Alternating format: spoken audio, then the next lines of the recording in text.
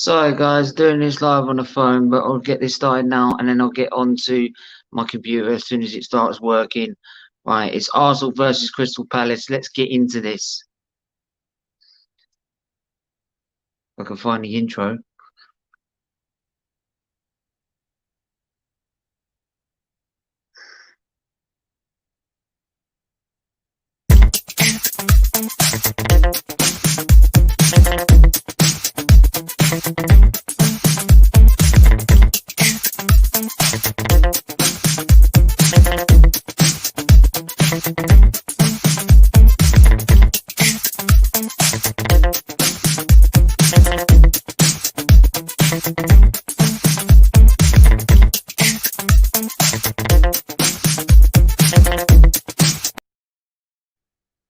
So yes, we're live.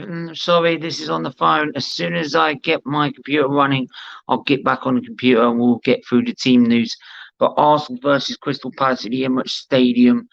And yeah, it's another important game for Arsenal.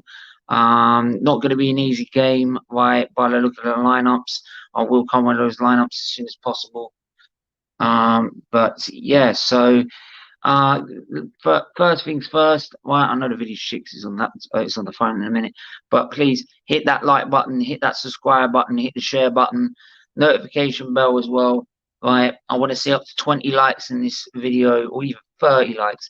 I want to get those likes up. I want to get these videos right up and trending, right? But yeah, Arsenal versus Crystal Palace. It's not going to be easy for Arsenal, but then nothing is easy for Arsenal at the minute, is it? So yeah, give me your thoughts, give me your predictions. I'm going for a 2-1 win.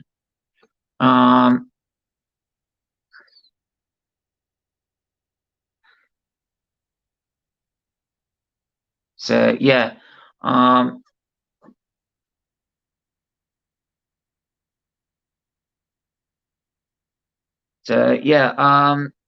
yeah, it's, you'll have to bear with me as well because I'm also quite tired as well, so I'm going to be probably a little bit confused here, there, and everywhere because I've had my fusion today. So obviously not the best day to watch Arsenal. To be honest, though, I will do this stream as usual, and then I'll get straight to bed. Right, but I think I've got my computer up and running now. So give me 2 seconds, and then I will be live.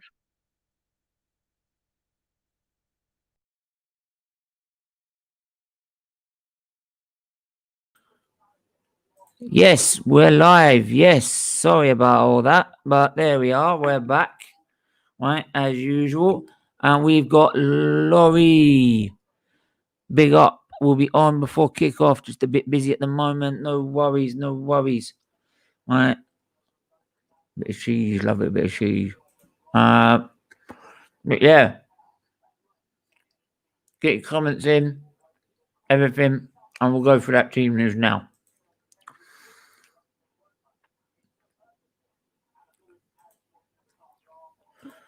If it works, there we go. So hit that share screen.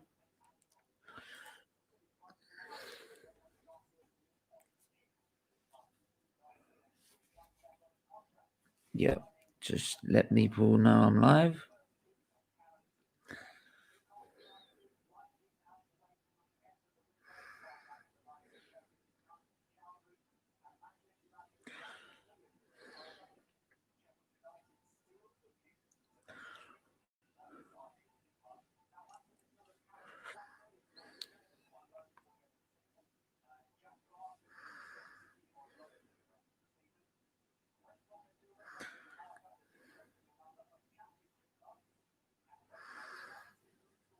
So yeah,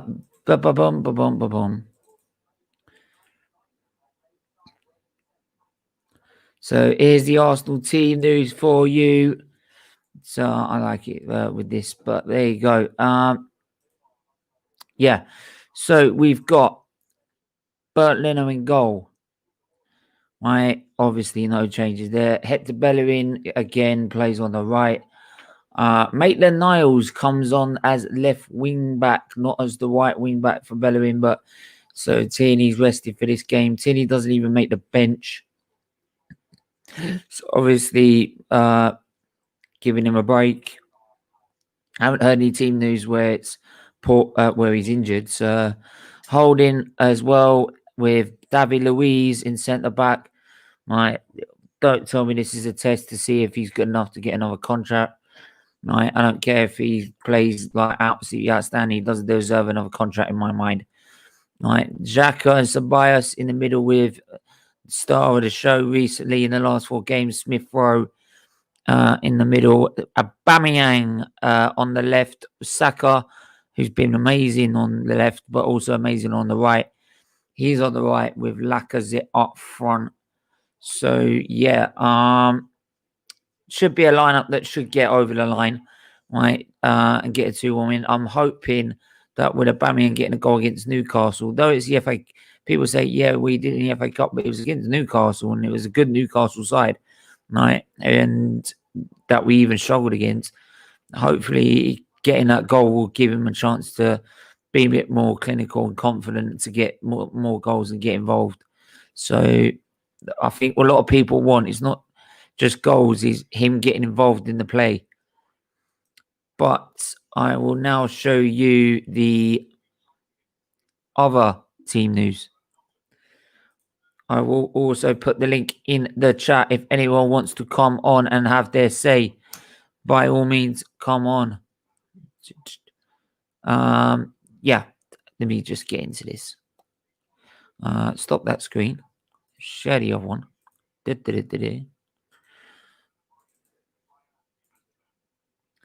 So Crystal Palace playing what looks like to be a 4-4-2. They've got Guaita, who I rate really highly in goal, to be honest. Right, he's a good keeper. I'll take him as a backup over Runnison. Ward, I'll just put Ward out.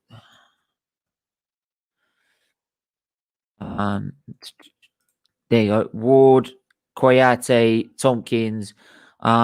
There's supposed to be a guy called Mitchell, but I can't find him anywhere. Klein is also supposed to be on the bench, but I couldn't find his card anywhere. But Townsend on the right, Eze on the left. Eze is a player we've got to look out for. We've got to look out for him. Milojevic, MacArthur, and then 2 up front of Zaha and Benteke. Right, the goalless Benteke. Right, and right, Mr. Wilfried Zaha himself, who always, do you know what? It's like I said, ever since we've been interested in Zaha, he always gets up for this game. Honest to God, he does. Right, but I will now come out of there for you. So yeah, it's not going to be yeah.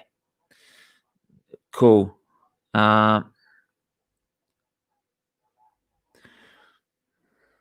Just quickly send this. I'll also try and see if we can get some people on and have their say. There should be some people joining us. Right. So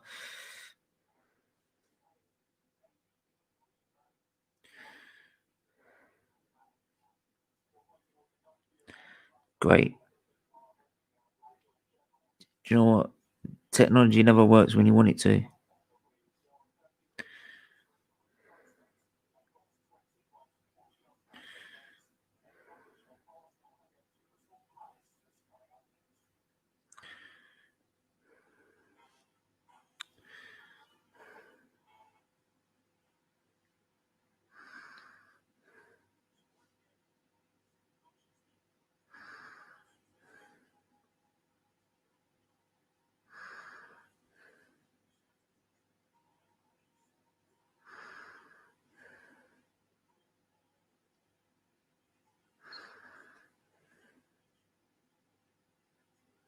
So yeah, just trying to see if some people can come on. Right. Bear with me just 2 seconds, guys. I will be with you. And by the way, leave your thoughts. Give me your predictions for the game. Right, who's gonna win? Who's gonna stand out? Who's gonna? How's this game gonna play out in your eyes? Yeah, by all means, leave it. Bum bum.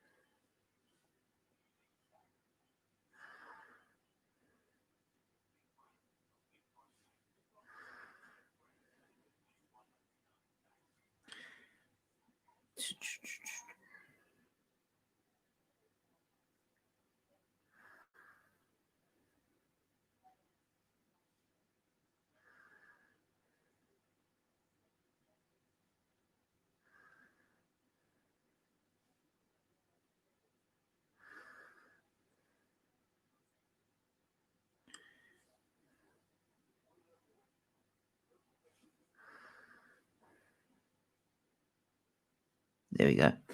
All right, there we go. Sorry about that, guys. All right, and you can cut that bit out. All right. But hopefully we'll get some guests. If not, it will just be me. Why not?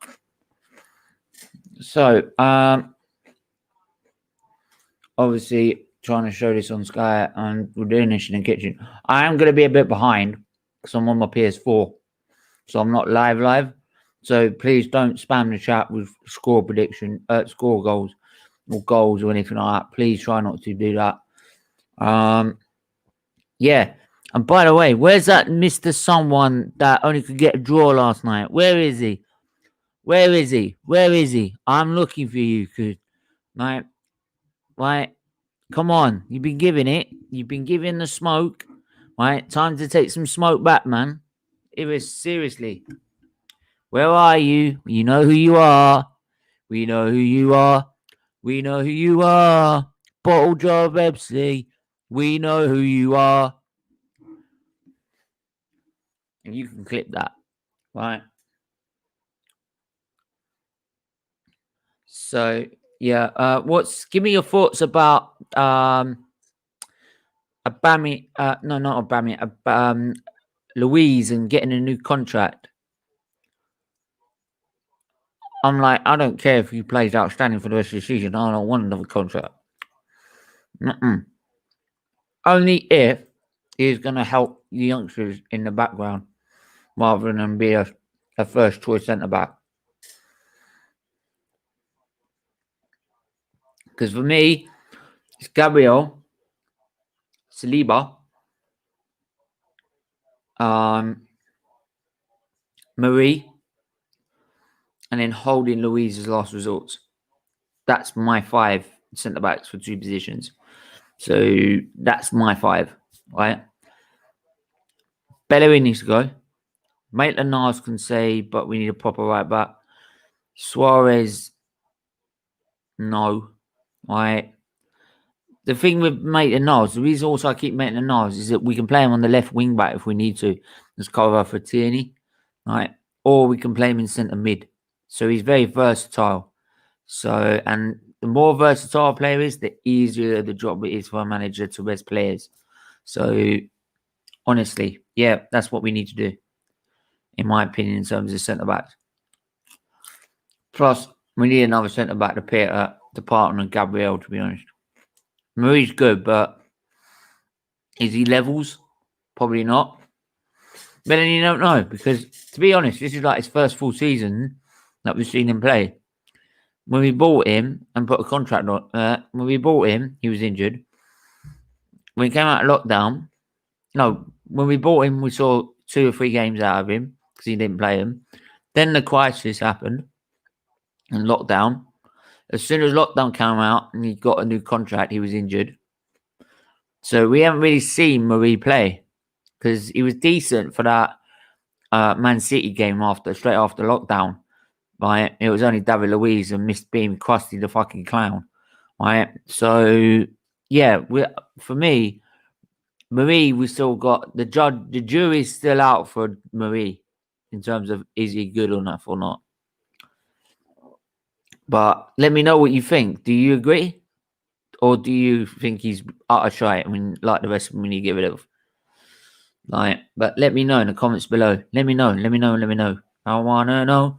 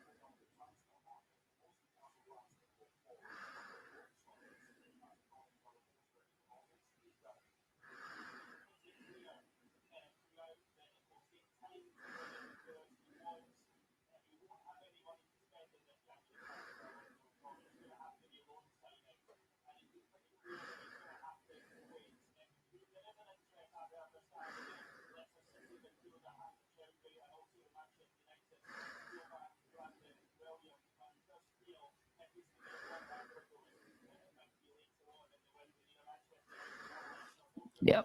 So, and we've got Charlie in the house. How are you? Not bad, mate. You? Yeah, not bad. Just before we get into it, T Clips, looks like you're brand new. Looks like you're new in the chat. I haven't seen you before. Right, come on, Arsenal. Yes, come on, Arsenal. Bring it on. Right, yeah. If you're new, please hit that subscribe button. Whoop, shit. Something went wrong with my mic. Yeah. Yeah, hit that subscribe button, hit the notification bell so you know when we're live. Right. Anyone that's either on the Periscope, I don't care if you're on Periscope, Twitch, right, Facebook, go to YouTube, hit that subscribe button, hit the notification button, then you know when I'm live, right? Hit the like button, share it out, right, and help us get to 1,000 subscribers. But Charlie, yes, how are you? I'm good, mate. What's the team? Have you seen it? Yeah. I'll give you the team in just a second. I just want to see what's gone wrong with this. Right. It shouldn't be a problem. I think it's just something with the tyre. We can still hear you anyway. Yeah. Yeah, it's all right. All right. Right. So, who's gonna? Well, Arsenal. Of course they are. Right. 2-1. Come on. Let's have a bit of belief now, shall we? Right. I'll share the yeah, I'll share the screen, mate. I've got the. Is that the screen? No, it's Crystal Palace's. I'll go for Crystal Palace's quick. Guaita. That left back is supposed to be a guy called Mitchell. Ward, Tompkins, and Koyate. Townsend on the right. Eze, who's the danger man, on the left. And who's that in the middle again? It's Milivojevic and MacArthur. Then Zaha, the danger man, up front with Benteke as well. So I'm just going to ask. My son in Canada is an Arsenal fan. Oh yeah, then honestly, if he wants to come on, like the links in the description, in the chat, send him. Yeah, get him to get him to subscribe, right, to help a fellow Arsenal fan out. Yeah. He can also join anyone new. By the way, we have a Discord server where you can continue the conversations. I'm just going to quickly put this in the chat as well. Quickly paste. All right, join our Discord server, right? And then to help even more, right, we are trying to get to £2,000 and help raise money for Children's Liver Disease Foundation, right, with every stream. So please, if you've got any money at all spare, please donate to Children's Liver Disease Foundation. They fund the research to help fight the disease. So give that a donation to that. But yeah, I will now quickly show again the Arsenal lineup before we get into this kickoff, which is I think 20 minutes away. Yeah. Let me just that one. No, wrong one. Oh, for God's sake. There's always a way. I keep doing the wrong one. Oh,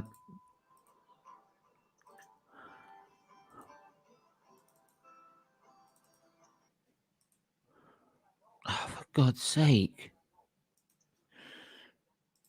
I will get it eventually. Yeah, I know. I get it again. Right, don't worry. I got it this time. Hang on. How was that me sit? Game would be over. Do you know what? If you're going to do that, then piss off then. Right? Now you can only do one. Honestly. There you go. Right. So the Arsenal lineup: Bert Lennon in goal, Hector Bellerin on the right, the two mid centre backs of Holding and Louise. Holding and Krusty the Clown. Maitland-Niles on the left wing back position. Satini's not even in the side actually. Xhaka and Ceballos in the middle with Smith Rowe behind Lacazette up front, and then the two wingers of Saka and Aubameyang. All right. Why no so what do you think to that? What? Why no Tierney? I think he probably wants to rest him, to be honest. I mean, he's not even on the bench. We've got Gabriel, Willian, Cedric, Partey. Partey is back on the bench. Pepe, Chambers, Willett, and Ketia. I'd like to see if we go 2-0 up to see Partey get some minutes. But yeah, See, you know what? With Zaha coming down that wing, I would have rather Tierney there, unless Zaha plays on the left, obviously. But don't know. Ceballos and Xhaka have played well during the season, and they really. Yeah, just give me a sec, mate. You just like just 2 seconds. I'm gonna get a charger for this controller. So on my PS4, you see, in the kitchen at the minute. So I'm gonna be probably a little bit behind. Oh, I've got 15 minutes, mate, and then I'm gonna shoot. But while no one was on here, I thought I'd come on. Yeah. All right, cool. So I'll be 2 seconds. I'll be 2 seconds, right, guys. Bear with us.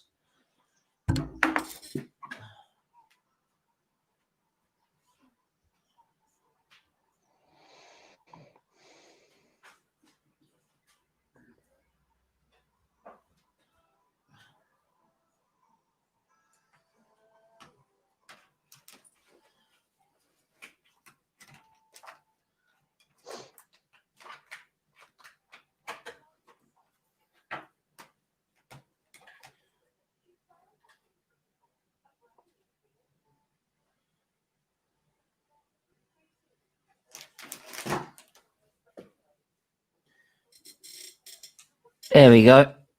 So that will be sorted. Yeah, but I think with that lineup, we should get over the line, to be honest. I don't see why not. Trouble is, with Louise, you just don't know how he's going to play, do you? He's one of them that, you know, if he starts off well, he normally has a good game. But if he makes any early cock-ups, it tends to follow him through the whole match. I'm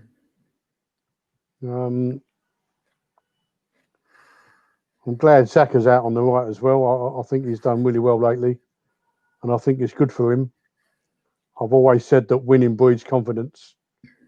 And the likes of Saka and Smith Rowe, you know, even Maitland-Niles, every time you win, you must feel better going into the next game. Yeah. Because after this, it's Newcastle Monday, isn't it? I think. Yeah, it's Arsenal Newcastle again afterwards at the Emirates. And then it's United, isn't it? After that, I think. What's that? Southampton? No, is it United the following Sunday or? No, I think it's Southampton first. Oh yeah, it's United at the end of the month, isn't it? Like yeah. So, you know, if we can get results tonight and again on Monday, that pushes us right up the table and gives us good feeling going into the Southampton and United game. I mean, Southampton are a funny side, aren't they? You know, you just don't know how he's going to put them out there and how they're going to play. Yeah, I think Southampton is like again in terms of this game, but Southampton are far more harder to play against at the minute. Hassan, who's done an incredible job there. So it's.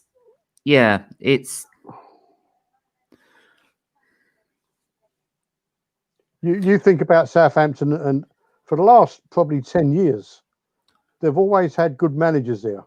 Always. Yeah, Pochettino, Hassan. Yeah. Who was before that?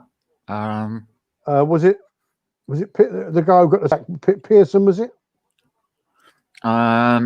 Pearson. No, that was Leicester. Right. Leicester kept Pearson kept Leicester in the league in the 2014-15. Then when he took over. What was his? Worthington? Let me have a look. That's a good question, actually. If anyone knows, like, leave it in the comments or put it in the chat, because that's a good question. Because they've always had a good manager, to be honest, since they've been back in the Premier League. They were relegated at one point. South managers.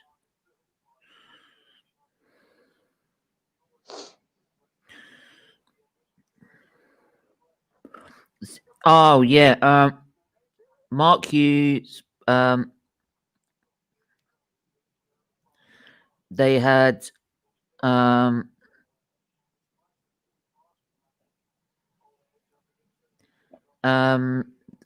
Southampton had list of managers.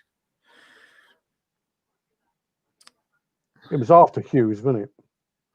Hasenhuttl, Davis, who was temporary in charge.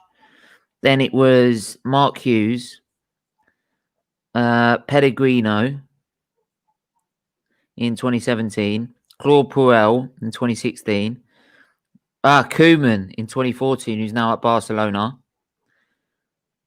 Atkins. Atkins, that was the one, I think. Didn't Atkins keep him up? No. Atkins was after Pochettino. Was before Pochettino. Yeah, but didn't he keep him up? I think so. Yeah, I think he kept him up, and then they sacked him. Yeah, I think so. January 2013. I think what happened was he got him into the 2013, January 2013. Were they in the league? Can't remember, to be honest. I think they've been in longer than what they what they seem to have been, what they appear to have been. I think. Yeah, because I thought it was Pochettino that could have brought him up. No. I'm sure it was Atkins, and then they sacked him for Poch.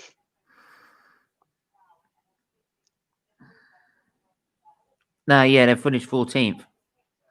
So, and let me have a look at the. I think it's quite a few years since they've been relegated.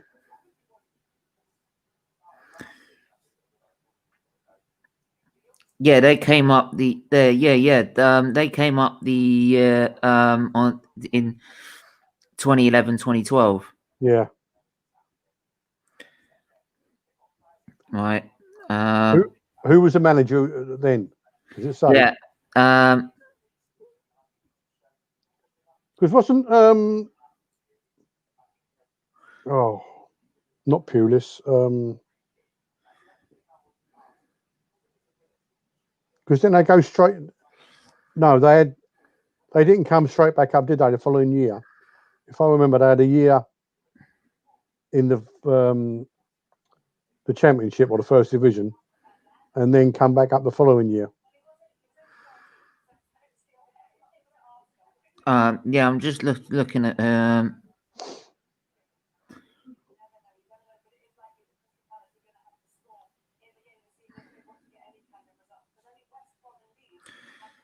Yeah, because that. Yeah, they must have 11-12. They got promoted, but anyway, next is coming Arsenal versus Crystal Palace. Just one set. I'm just gonna mute this for just.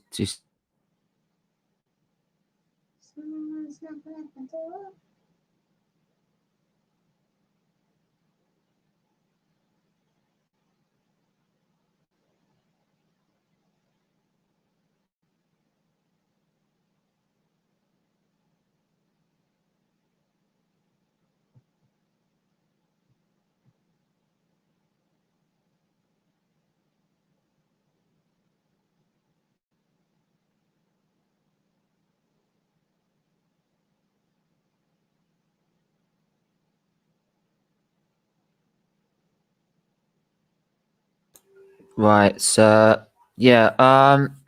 What do you think? What the score is going to be for this game then? I think we're going to do it 3-1. To be honest.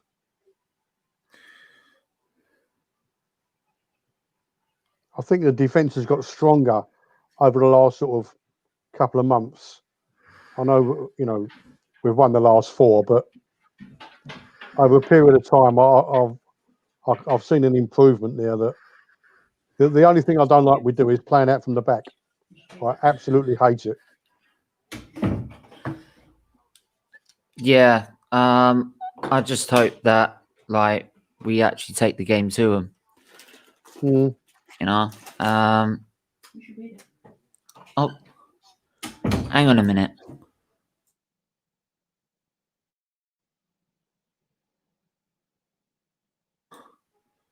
Mum wants me to read something when I'm in the middle of a live stream. I'm like, seriously? Right, just gotta plug this in as well. Otherwise, my phone's gonna die as well. Everything's running out of battery today. Oh, God's sake. Yeah, but do you know what? I didn't do the amount of promotion on the social media that I was supposed to do. I got my match reaction tomorrow morning at 10:30, so I can't help you tomorrow. Yeah, I couldn't do it. I couldn't do it straight. I couldn't do it straight after because I've just done my infusion today. So, people, to be honest, guys, you're lucky I'm doing this stream at all, right? Because I'm knackered. I spent most of the day doing. Mate? It's simple. They just the stuff I lose every week, which is called albumin. Actually, hang on.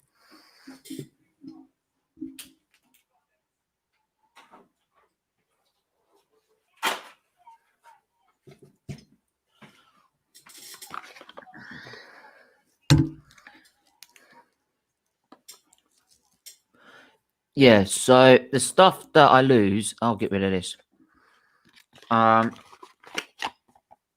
Is this stuff here?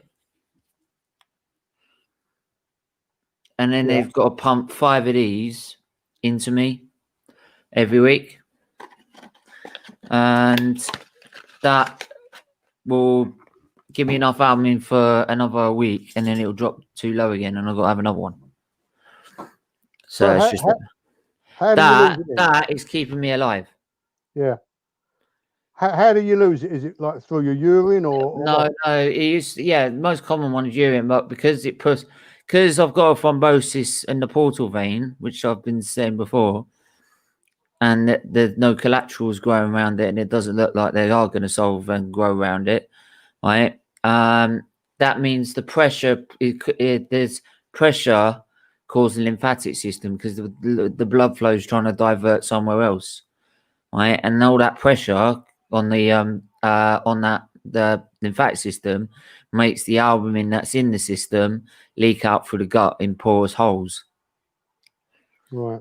So I end up losing it through the stools. So what do they do? Put that in for an IV? Yeah. Every week. Does that sort of give you a boost? Yeah, I mean, like, I give it a couple of days, I get a bit more energy, and also, yeah, and then it gradually comes down and down and down, and then you start getting more tired. So has it always been that, or do they regulate it over a period of time? The amount? No, this has been the thrombosis since the thrombosis started, which was not the last September just gone, the September before. So it's been since then. Yeah. Yeah. But do they check on the levels of it and like? The liver itself is fine. It's just that.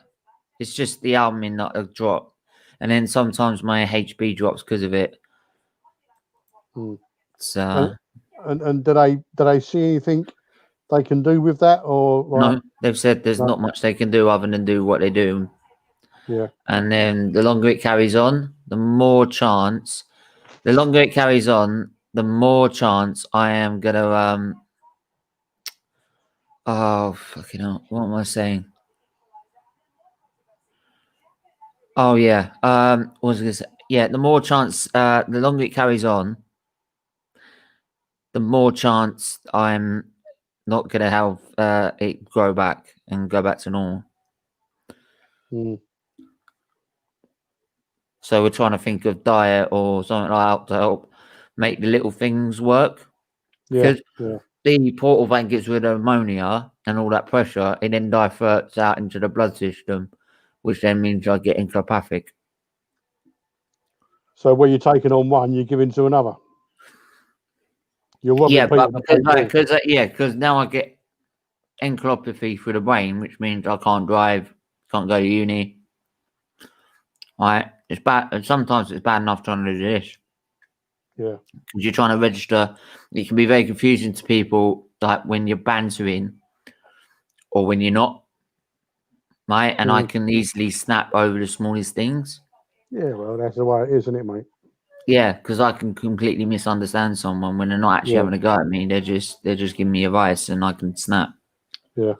On that, I mean, which is not nice because I'm most people that met me, I'm the nicest person in the world. Yeah. Hurt anyone. I noticed that someone in the chat last night, Chaddy, was saying about ads. Yeah. So has Ad's got liver problems as well? Mm-hmm. So but not as severe as mine. He's got his own. I think so, but I'm not going to go too much detail because obviously that's his personal problems. But he has his own problems, but not severe enough to cause like transplants or like stuff that I've had to have and stuff. But he has his own problems. Yeah. I'll inbox him or something one day and just like, find out what it is. If you're watching, I hope you're okay, mate. I hope you're keeping well.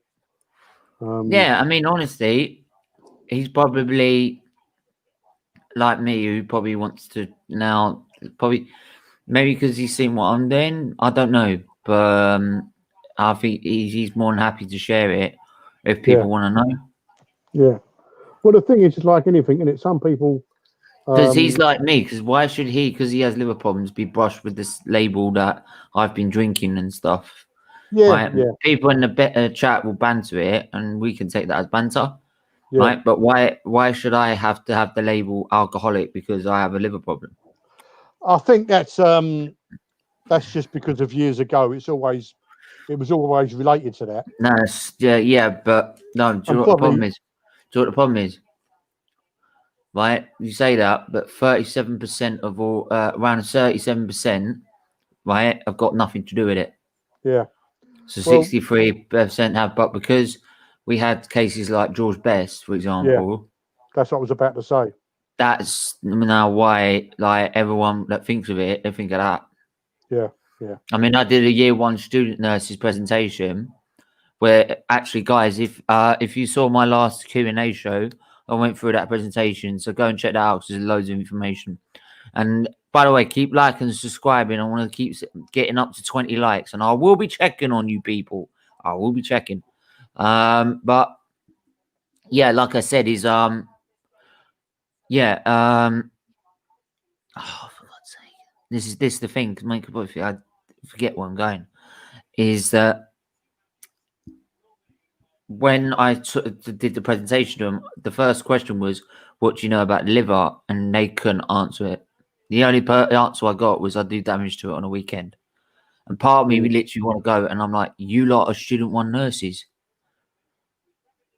right?" Because I learned it in biology, just the basics. Yeah, I mean, I think you find the problem if you're going to be a nurse, you should know, because you've got to go through health and social care courses first in college. So you're telling me you don't learn it there? Come on. Yeah. But it's the most complicated organ in your body after your brain. So you should know. You should know. Yeah. Because everything else that all the other organs don't do, right? They are done by the liver. So literally every sort of problem that's got nothing to do with the heart or the kidney, look at the liver. I do think that the majority of this was brought to the fore by George Best, because up until, like, especially in the football world, I mean, people say he's a legend on a pitch. Because people like me, everyone will say he's a legend on a pitch. Great, yeah, brilliant. But legends are also role models. Yeah. Oh no, I totally agree. My dad used to drink quite a bit, and I said to him, "You do that to you, I'll disown you. I won't come. Don't come to me. Yeah, because I won't forgive you." Right, and that's the fact is, I get people have their own problems, and Matt was trying to make that point the other day, and I went, "Yeah, but you then threw it back in their face and went back into." You threw it back in my surgeon's face. It's the same surgeon who's done all of mine. You threw it back in his face by doing it again. Yeah. Oh, yeah. He trusted you. When he gives you that transplant, he trusts you, and you backed out of it. That's why when I see people now that do the same thing, I'm tempted just to go, "Yeah, right. You're not getting another one. Good luck." Because there's 4 kids. There's always kids upstairs that will take for every those 2 transplants, split them, give them the 4 kids. Yeah, that've done nothing wrong. I know. Right, listen, mate, I'm gonna have to shoot because she wants to sell you. Yeah. Sorry. All I've got is Wi-Fi, as you know. So I can only watch one at a time, either this or the football. But just give me a shout or drop the link in next one, mate, and I'll definitely pop on with you. No problem at all. Yeah. No worries. All right. Take care. Right. Cheers, mate. Bye. Bye. So there we are. They're taking lead just before kickoff, and kickoff is about now. We are now kicked off, guys. There we are. We are kickoff, and already pressure being put on Arsenal. What are you doing, for fuck's sake? Keep the comments coming in. Hit that like button. Hit that subscribe button. Right, we want to get there. We want to get to 20 likes or even 30 likes. Charles, how's it going? Good. Right, good game last night. Really? Right, Bottle Job FC in its finest. Right, it ain't the FA. It ain't the Premier League. It's fucking Spurs. Right? It's fucking Spurs and fucking Mourinho. Right? Mourinho, Jose Mourinho, Jose Mourinho, Jose Mourinho. Right? Just face it, mate. Spurs, even if you won the Carabao Cup, will never be levels. Never be the levels of Arsenal, of Chelsea, or Liverpool, of Man United, and Man City. Go back to the stone where you come from. Right? Bye-bye. Missing you already. Right? Right? And if you really want to hold the smoke, I'd even respect you even more if you came on the channel and hold the smoke, mate. Right? And blew it. Right? Connor. Hello, how are you? Yeah, not bad. Right? I'm just... Charles, right? Where's your Harry Kane? Kane, right? He couldn't cane a fucking 5-year-old when it was Victorian times, mate. Right? Son, right? He needs to go back to the rising sun, man. Seriously. Right? You parked the bus against Fulham. At home. Park the bus against relegation Fulham. To be honest, though, Fulham, they don't deserve to be down there. No. You want to win the title by parking the bus against Fulham.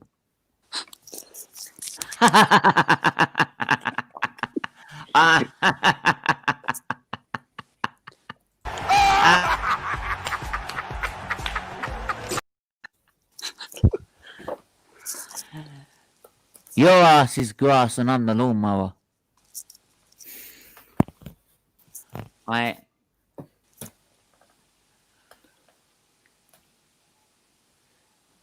But anyway, how'd you guys?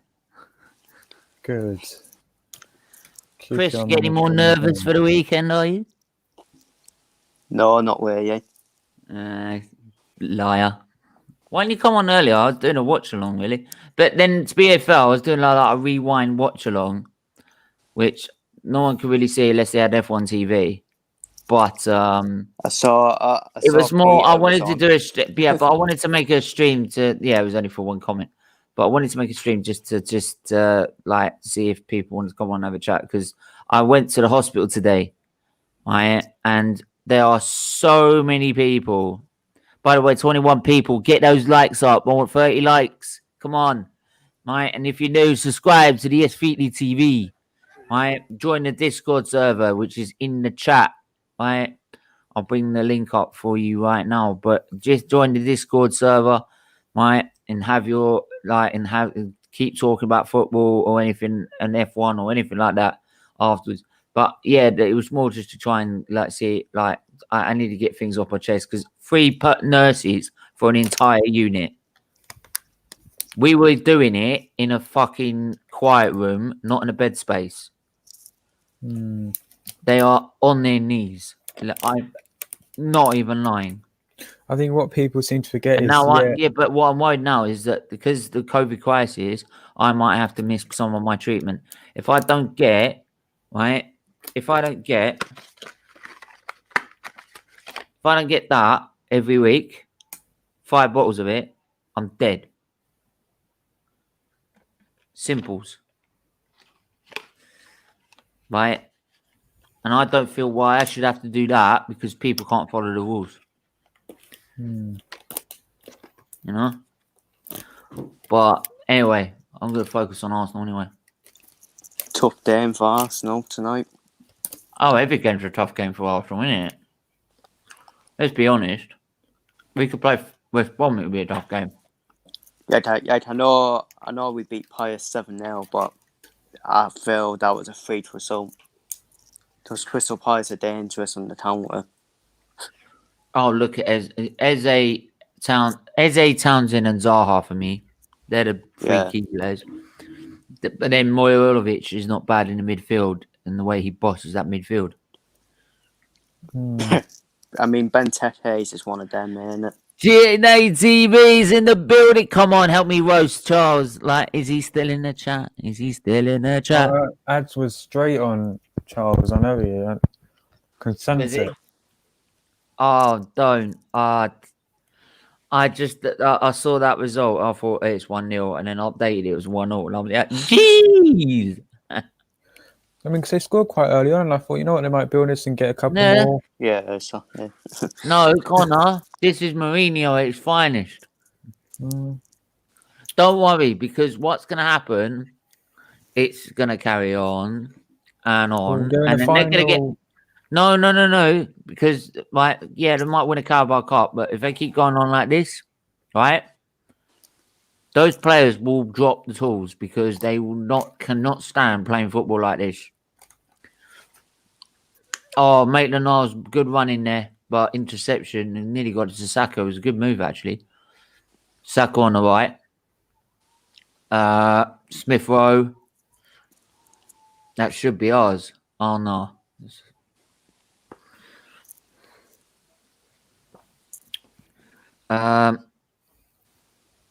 Actually, I'm trying to see if we get this other Spurs fan on because this guy's actually respectable. I want to put him. Seeing Eze Townsend makes me smile. I thought Eze was going to be dropped today because STPR on both of them. He shouldn't have come. Well, he got into big trouble because he came and watched us on Saturday. Who did? Eze. And he didn't get permission because you have to get permission now. If you're like a football player or like a footballer's wife and you want to go. Oh, yeah. And your FA are investigating it still. Apparently he's been fined by Palace. Probably hasn't. I think they all say that he's been fined. It's all been dealt with internally. No, he had little talking to. Slap on the wrist. He's fine. But he's wasted on the left-hand side. He's much better as a number 10. But that's what I was going to say. Hodgson loves a 4-4-2, doesn't he? So. Hang on, where's this other guy that I found? I think I found him. I mean, what I mean, what's happened to that Matt Meyer? I don't know where he is. Yeah, no, I like Max Meyer though.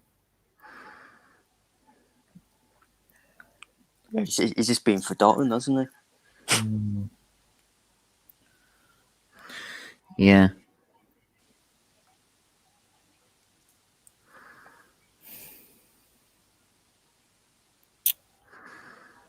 Just trying to play a direct ball all the time, Palace. Always trying to go direct. Yeah, they're always old-fashioned like that, playing the direct ball. Oh, go on. This is more like it from Palace.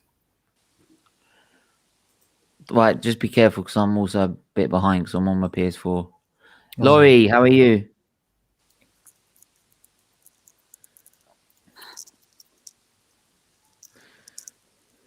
Laurie? Oh, he said keep me backstairs for now in the private chat. Oh. Oh, he's gone now.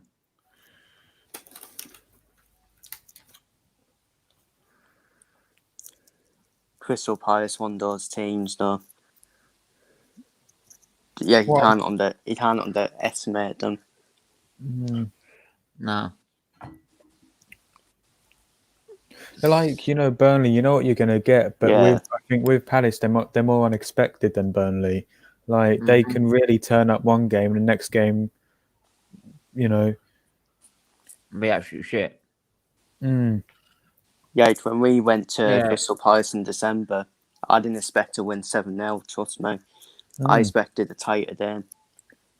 Really? I mean, it's Liverpool. Yeah, but Crystal Palace and I'll put the link in the chat again if anyone wants to come on.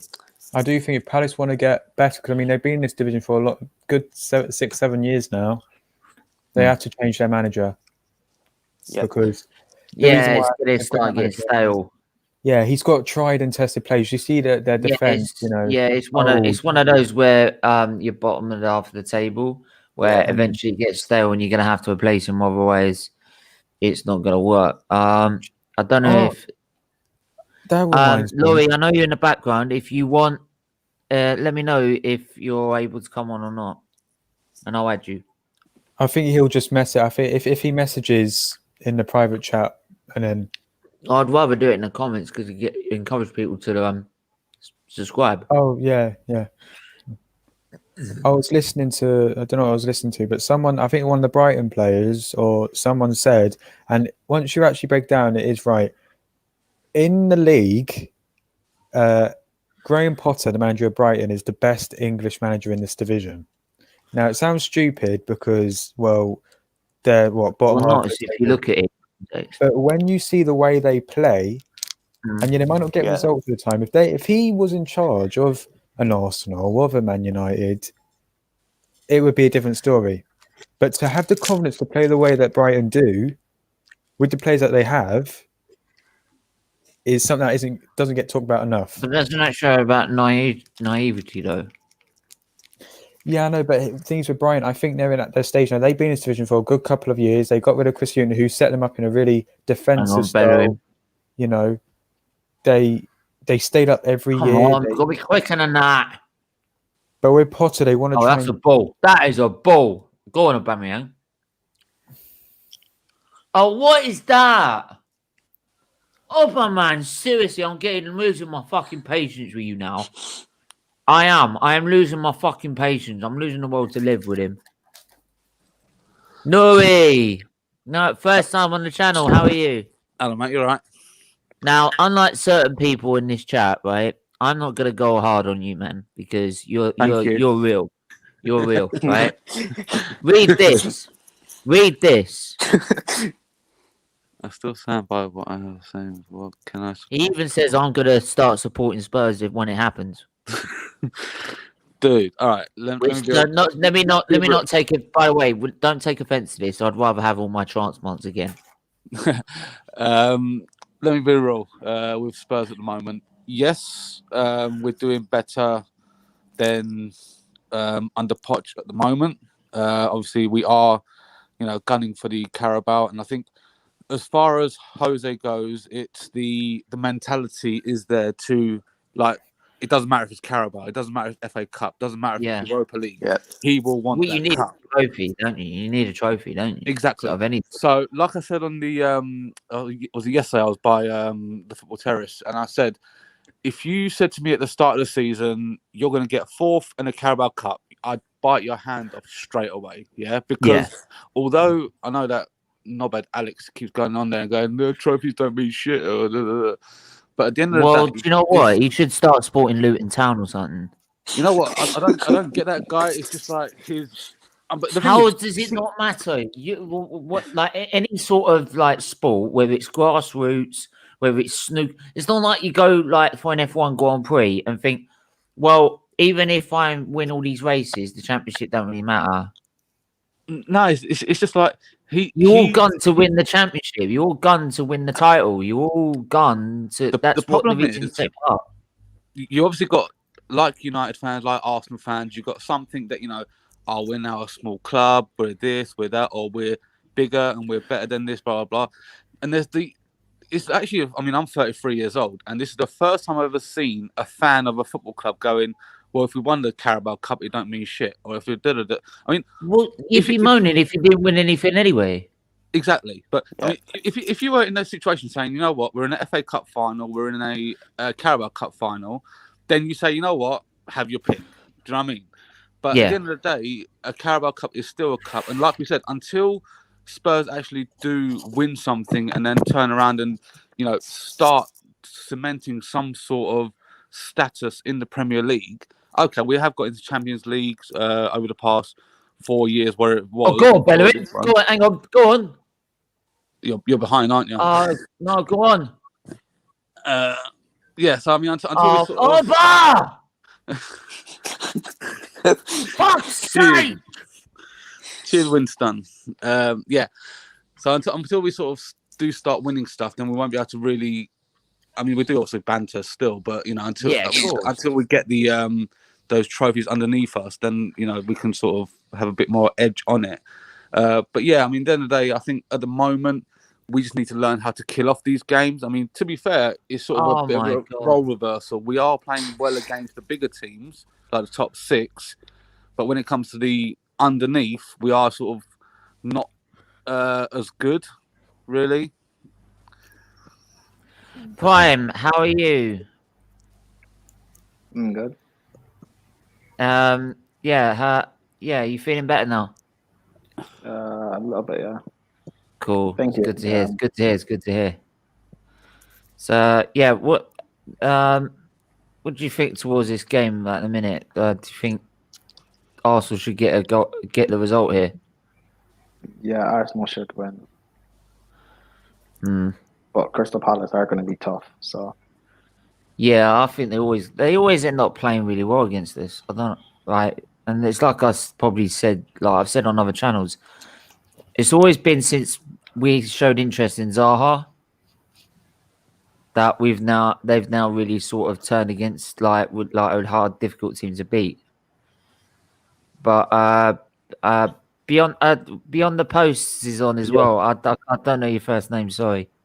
No worries. But Zaha tends to score against Chelsea. He loves Chelsea. He's not that effective against us unless we really like defend like idiots. I don't think Zaha should be scoring today as well. Oh, so he will score today then? We're not Chelsea. We're from London, but we're not Chelsea. Yeah, you're not Chelsea. You don't have a Champions League. Oh God, we're going no, there. I can't have any. I don't have any links to it. I'm on Sky. Yeah, if someone does, then put it in the chat. But I ain't sharing it. If you really want me to go there with respect to Chelsea and the Champions League, you are the worst team that has ever won the Champions League, unfortunately. Why? Okay. Oh God, don't hold on. Oh. They beat. Hold on. I know I'm a Tottenham fan, but I'm gonna do one thing very. Yeah, you lost it in 30 seconds. They beat Bayern Munich. Yeah, and please, Barcelona. This is not being salty or anything. I know we got absolutely smacked by them. And Barcelona. No, I'm not talking. I'm saying like the one before that is they beat Bayern Munich, and what did Bayern Munich do to Arsenal twice? 3 times. 5-1s. Yeah, They beat Bayern exactly. Munich on 3 times. penalties. They beat Bayern Exactly. Munich on penalties. The Barca win was at least No, significant. mate. No, You no. can't have a Wait, go at hold on. Chelsea. No, you The can't Bar- have a no, go at hold on, Chelsea. hold on, about- no, Yeah. hold on. Oh, I'm no, a Chelsea, wait. Can no. I just say this? Stephen, You Stephen, can't I'm have a a go at Chelsea fan. Let me Chelsea do when this. they've won the damn thing. Stephen, Exactly. let me do this. I'm a Chelsea fan. The Sorry. Barca game wasn't a fluke. We I didn't say beat it was. them at the bridge, and in the second leg we drew 2-2 while a man Oh, down God. to them. The Bayern Munich game, we deserved to, well, not deserved to win. It was a draw, but we deserved to beat them on penalties because we did. Arsenal haven't won the Champions League. Well, People yeah, can talk it's about like the- we. people can It's talk like I about said. people can talk about the final you were in and how Mm. you shouldn't have been a red card and Henry and stuff like that. Whatever, cool. But you No, it didn't was a win red it because card. you didn't deserve to win No, it. but can I just also add as well? Is that you played low block part of the bus football as they Yeah. called it in the final. This is Yeah. what we did to Chelsea in the FA Cup final. See, I So didn't say if we're Chelsea just, did- yeah, but if we're allowed to win like that against what a save! Oba finally does something. But yeah, if Also, if we're the we're worst allowed team, to, if we're allowed to beat Chelsea by playing load of block football, why aren't Chelsea allowed to win the Champions League doing the same thing to Bayern Munich? no, not even that. No, If Chelsea are the worst team to win the Champions League, that means Yeah. our Champions League winning team is better than your invincible team because you didn't No, win but the the Champions fact League. No, the thing that I said was that Chelsea was the worst team to win the Champions League in Yeah, terms no, of how okay, they were fine, playing that okay, season. no, okay, fine. I didn't agree say with they you. didn't deserve to win it. No, okay, I agree with you. We're the worst team to win the Champions League. We're still better than your invincible team. Our your invincible team- team was focused on the Premier League and It the doesn't. invincible. Okay, fine. I don't care. You didn't win it, so we're still. I would have better than rather the lost the invincible game team. to win the Champions League. We're still You better would than have your Wenger did. invincible team. We're better Wenger than your. did not. We're better than your 2016 that was in the final because we won it. Yeah. Yeah, but what Not about really. 2000? Who's forgetting 2000 in the UEFA Cup against that Turkish team, Galatasaray? Exactly. That So if was you want to probably- say, if you want to be salty and say that was the worst team to win the Champions League, I don't mind. Don't open him out. Prime can do it himself. Don't. If you want to say worst team to win the Champions League, I don't mind. That I agree with you. Fine, but No, we're your better team. than we're better than your- any of we're better than I any ask- of the Arsenal teams to exist. Then Yeah, Because can you I have ask a team question? that On the lost- post, can I ask a Sorry. question? Would you have taken a loss to win the Champions League in 03-04? Yes, I would have. But Wenger didn't There you want go that, then. unfortunately. And the other thing is, your team, which lost the final to Manchester United, was a better team than the one that actually won the Champions League final. no, it wasn't because we won the It Champions was. League. No, No, it wasn't. that is, you are basing yourself on results. Yes, because football is results. No, it's not. Well, it is. Oh, have Your we got team- another Alex in the building here? Yeah, I you think want, so. If you want to win trophies, which Chelsea Football Club do, I don't know about Arsenal, okay, but Chelsea Football Club want to win trophies, and so it is about results. No, we win profit margins. Yes. It's the process. Trust the process. I don't know about you as an Arsenal fan. Steven wants to win trophies. I know that, but you as an Arsenal fan, I'm not sure. But okay, but me, I want to win trophies. And No, but Steven is Arteta out, and we won the FA Cup last season. yeah, because Arteta's not good. Yeah, and Di Matteo won the Yeah, Champions League, and because he's not you good go enough. to. I'm sorry, I don't care. I don't like. You play Yeah. the same rubbish that you played against Tottenham week in, week out to put us in a position in 15th with a record that was worse than even Sheffield United's. I agree with you on that, but I'm asking, like Prime is saying that Steven wants to win trophies. We won the FA Cup, but you're still not happy. but- That but means you are Wenger- thinking Wenger- more okay. beyond trophies. That is what I'm saying. Wait. Okay, question: were you Wenger out? Yes, I was. Why were you Wenger out? He won you FA Cups. He won you trophies. No, not because of that. Because of the fact that Wenger was not tactically, you can say, adaptive to seeing things that were happening on the pitch. That's His exactly how I feel defensive- about Arteta. Yes, his defensive signings were some of the worst. There were more reasons, not just titles. He was winning FA Cups. Then why would I be Wenger out if it was just about titles? You know what's Yeah. funny? What you just Yeah. mentioned, defensive Yeah. signings, not being tactically aware. I Yeah. say the same thing about Arteta. But then you Steven defended says the same Lampard. about Arteta. But then you defended Lampard in one I of the don't I mean, other he's things. No, talking I about don't Louise, know. another contract. Wait, hold on. No, when have I defended Lampard? You want me to send you a screenshot? I'll send it to you later on. You were defending Lampard, saying that the squad has done this to the previous two managers, and now they're doing it to Lampard for Chelsea. Lampard doesn't deserve to go because and that is the same thing we say for Arteta. Yes, player power he has, but again, I've never said Lampard is a brilliant coach or whatever, or exempt of blame. Yeah. I've never said he's exempt of blame. So if you want to take screenshots and take them out of context, you can do that. But that's up to you.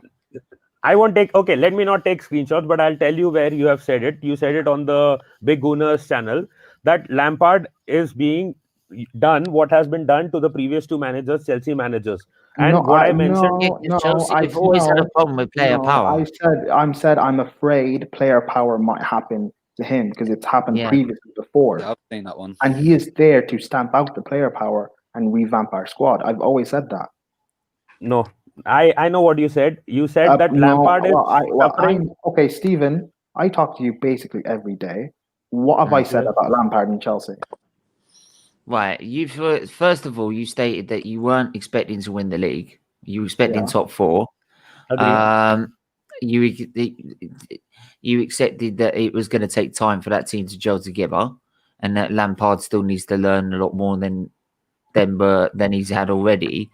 And yes, when it started turning to shit, and when you lost against us, you started worrying that the player power could be another factor again. Because I even asked you, do you think player power could be a problem?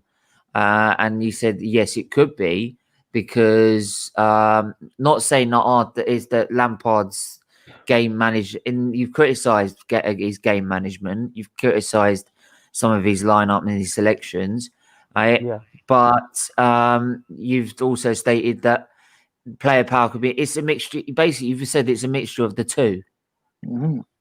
Yes, and what I want to say to that is, if you're saying that at Chelsea it is player power that is taking over to an extent, and you call out people who are saying Arteta in, then the whole argument that the Arteta in fan base has is because that Arsenal has player power, which is actually damaging what Wenger was doing, what Emery is doing, and now Arteta is doing. Yeah, I've said that about Arsenal though. I've said it looks like when you went through your losing run, it looked like your players weren't playing for him. I said that. Exactly. Yes. But I said that though. But I also said it is the job of the manager to get the best out of the players that you have. Because I said, you guys are not this bad. You shouldn't be 15th.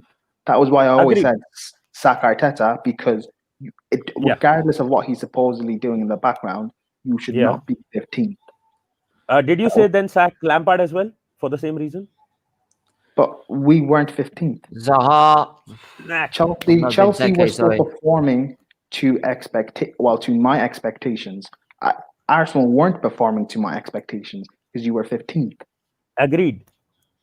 But then if someone Chelsea could get away with it to an extent with the amount of players they've got, same with Man United. Well, no, Stephen, we can't, because if we're 15th, you're not getting away with anything. Lampard, if we were 15th, what I'm saying is with the quality of your squad, right?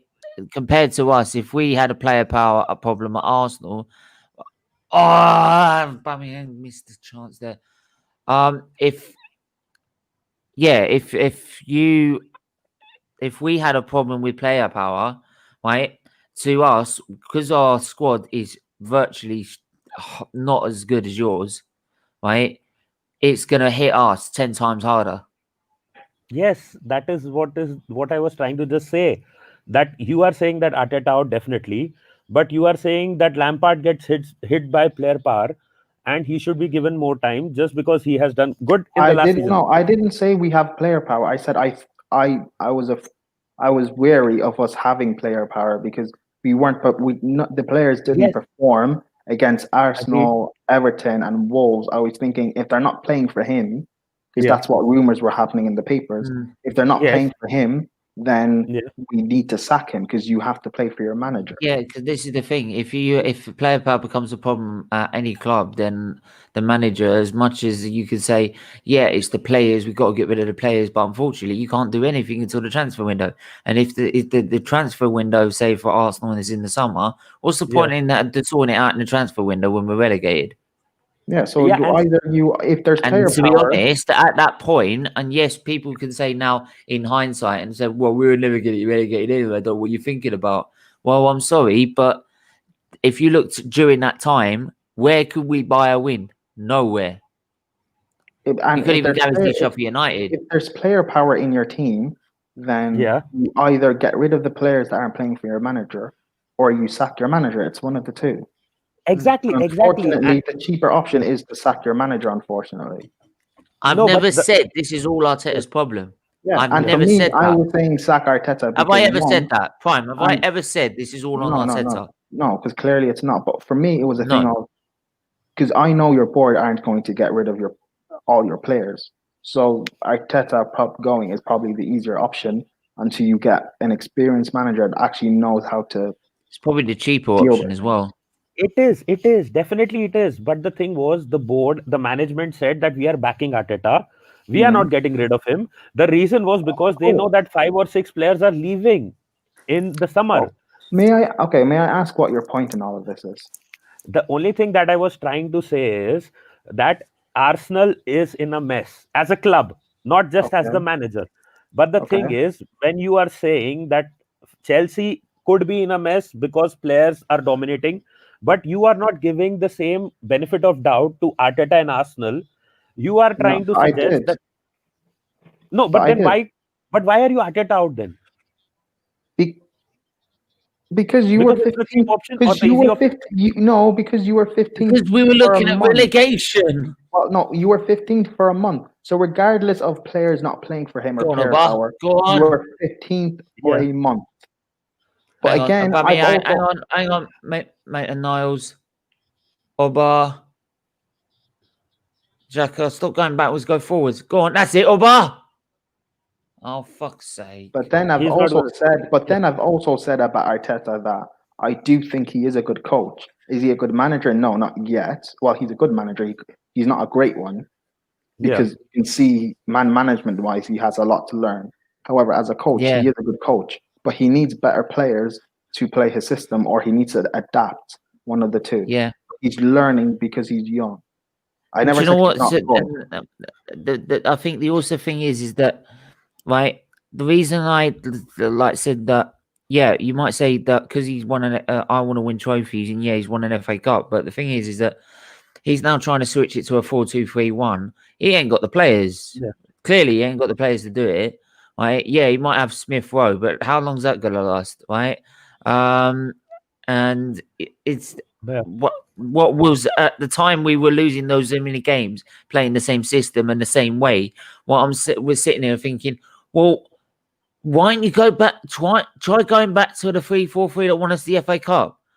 Try and change it. Do something with it. Try it, but don't just let it just fall apart and let us fall all the way down to fucking 16th, 15th, or wherever. No, the only problem with that was that there was a tactic there in the 3-4-3 where Tierney would play the ball to Aubameyang and he would score. That was figured out. That was done. If we, no matter how many times he played. So as a manager, is it then not up to you if your plan A gets figured out to have a plan B? And I've said the same thing about Lampard. Your plan A gets figured out or not figured out, but your players are injured. It's the same with Chelsea. They're too one-dimensional. They play one way and that's it. If your players are injured, which is why I said our wingers being out, you can't use your plan A, then you need to figure out a different system. So he tried. Okay, cool. He's tried it, but things haven't worked. Yes, it hasn't. No one disagrees on that. See, the thing is, he tried a lot of combination of plays. He tried a 4-3-3. I know that. I know. Again, that's why I asked, what is your point? If your point is I haven't been fair with criticism, I have been. You just haven't listened. No, I'm not saying that. I'm saying that you say that Lampard is being probably overpowered by the players at some certain points of time. No, I said I thought he was. I don't think he is anymore. I said I thought he was because they just weren't playing. Yeah, but the thing with Arteta in fans is that they know that this is happening for the third time with Arsenal. Not the third, even in fact the fourth. Wenger, Emery, Ljungberg, and Arteta. Yes, so, and my thing is, if you all know that is the problem, and you have a massive problem with your players and your board, you need a better manager to be able to deal with all your problems. Because Arteta, it doesn't matter if he's talented as a coach. He's so young and inexperienced. This job could ruin him. This is what I'm saying. It's nothing against Arteta. I said bring in Benitez or whoever, an experienced manager who can deal with this for 2-3 seasons. Do you know Benitez was the guy? They will leave a better squad for Arteta to come in and deal with it when he has more experience. So this is how I know clearly you don't listen. Can I also just say as well is that before we met beyond the post is that when Arteta came in, I didn't would any Arsenal fan would have said that's who I wanted from the start.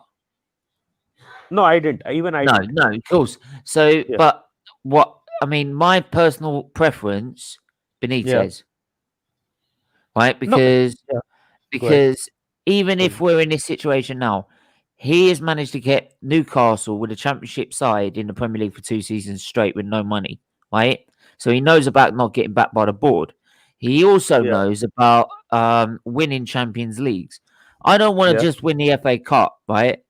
I'm done with the FA Cup, right? We've won it 14 times, right? It's nothing against the FA Cup. I love it, right? I love it as a trophy. It's an historical trophy.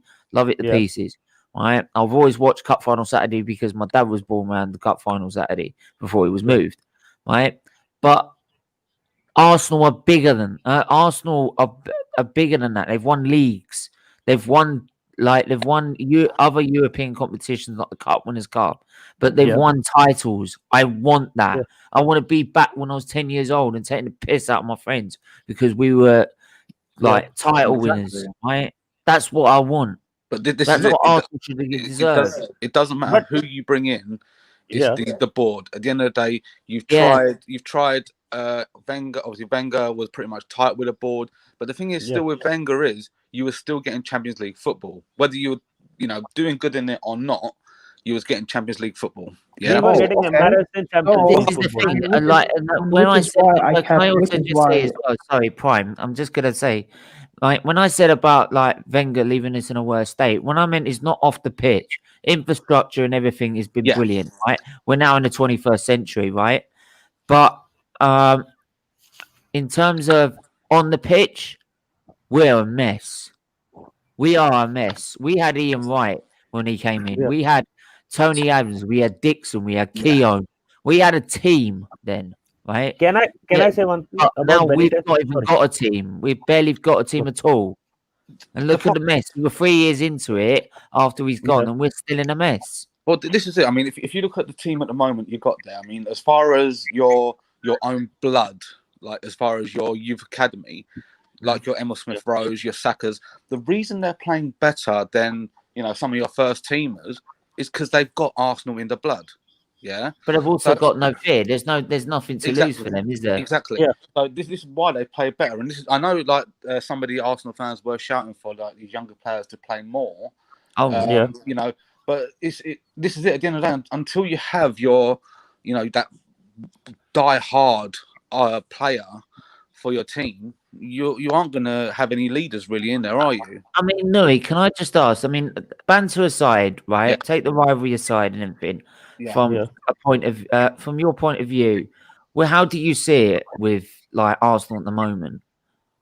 100%. Like I just said, I just don't see anyone in there. I mean, obviously last year, Aubameyang was pretty much, he looked like he wore Arsenal on his sleeve. Do you know what I mean? Yeah. That's how it looked. But apart from the kids coming in, I don't see anyone that would die for the club, if you know what I mean. Yeah. It just seems that, like you said, obviously me growing up in the 90s, Arsenal were always bigger than us. Man United are always bigger, Liverpool's always bigger. And when you see them decline, and even in the North London derby, like the last one, where it's just like that was criminal. It was criminal to play like that. There was just no sort I know it's a White Hart Lane, but the thing is, not White Hart Lane, the Tottenham Hotspur Stadium. Oh, it's White Hart Lane, isn't it? To be honest. Yeah, I mean, even when before, you had your Henrys, your Bergkamps, etc. They don't care if they played in Mars. They would have rather it's off the bar than have anything else. Yeah, so what it seems like at the moment is Arsenal have got good players, but they won't play for the badge. You know, and I mean, we've got a couple of Tottenham players that could be the same, where they're not playing for the badge.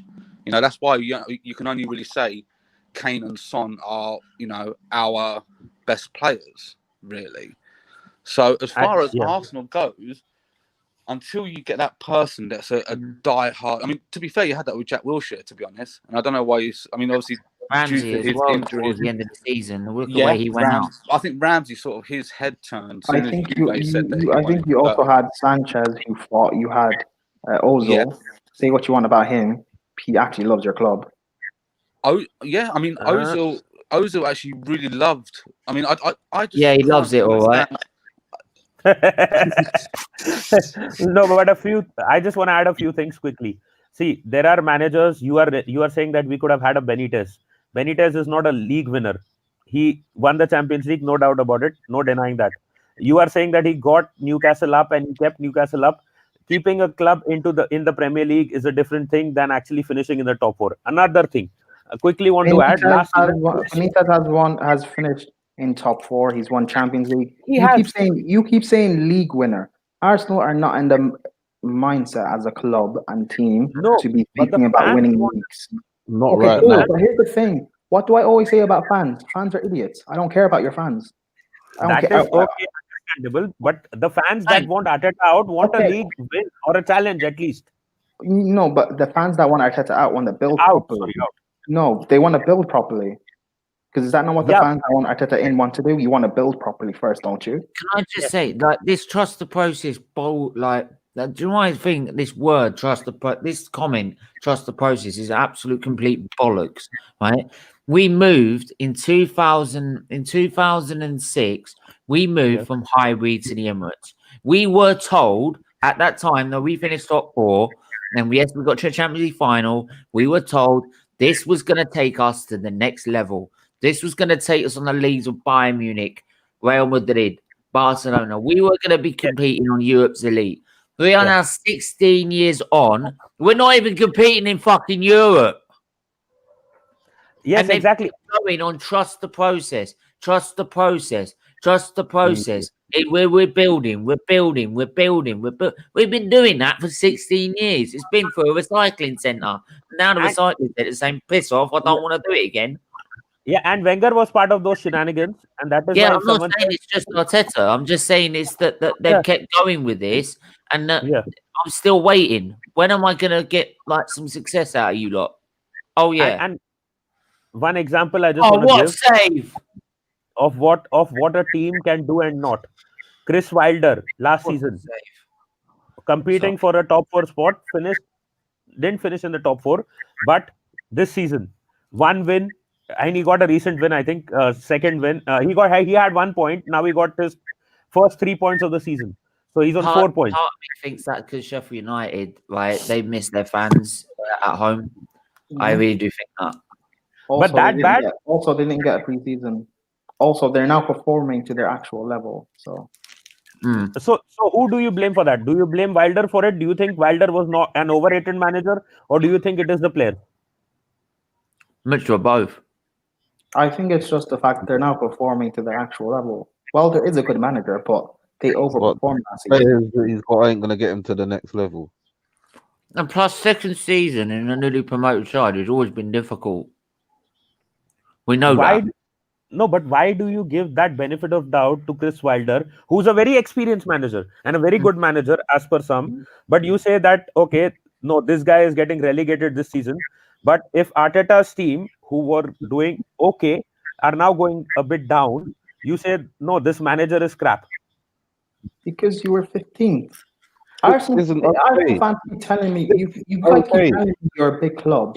So if you're a big club, if you're a big club and you're in 15th, you shouldn't be there. Last season, when United were in 15th, Arsenal fans mocked United to death. We all did. Because then they bought Bruno. If they didn't buy Bruno, they would have probably ended somewhere. Okay, fine. Do you know why they were 15th last season? Because their first team players, Rashford, Martial, and Pogba, were injured, so they had to rely on James. Rashford was playing. He was out of No, form. no. Rashford was injured at parts last season, as was Martial. No, To be fair, there's been they were. numerous debates about. I watch Man United. I watch Man United. Can I also just say there's a lot of I've heard all the stats about Rashford throughout the last 5 years watching terrace clips, and the stats said he went out of form. He wasn't out of form. He was just injured at times last season. Yeah. No, initially in the first 5 or 6 games he wasn't scoring. They said that Rashford is not the solution. We need another striker. That was the story going around. He might have been injured after that, but the thing was initially he was out of form. When they came back with Bruno, everyone seemed in form because they had filled the void that they were having. If we fill that void in this January window, or maybe at the end of the season, we could be doing something what they're doing right now, like challenging. You can't. Their void compared to ours is huge. Do you know why? Because it wasn't just Bruno. They also signed a centre back. They've signed a right back. Luke Shaw is now fit and firing. De Gea looks back to his best. They've got Pogba.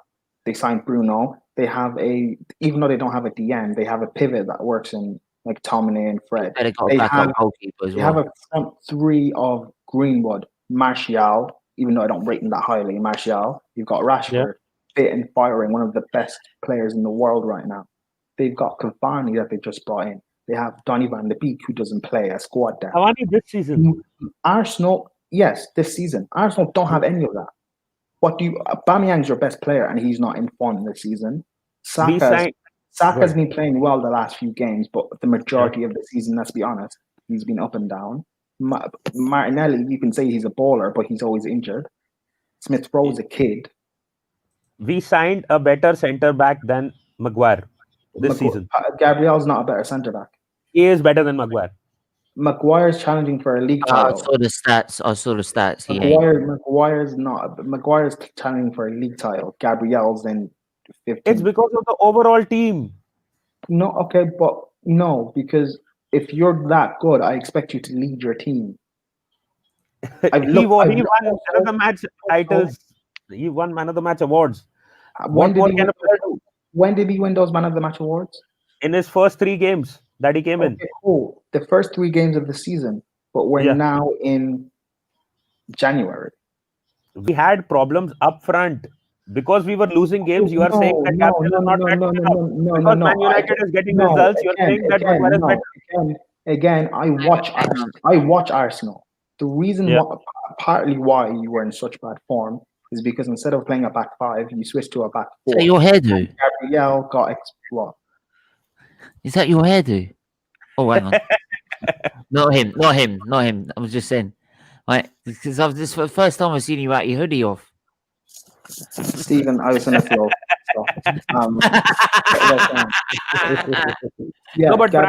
Gabriel, instead of being in a back 5, was now in a back 2, and he was getting exposed. I was watching games.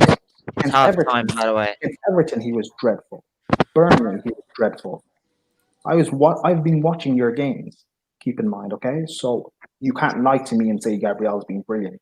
He's been okay. Of course, he's been watching my games. He's taking the piss out of me all the time. He started well, but he also faded away, which is expected because your team is so terrible.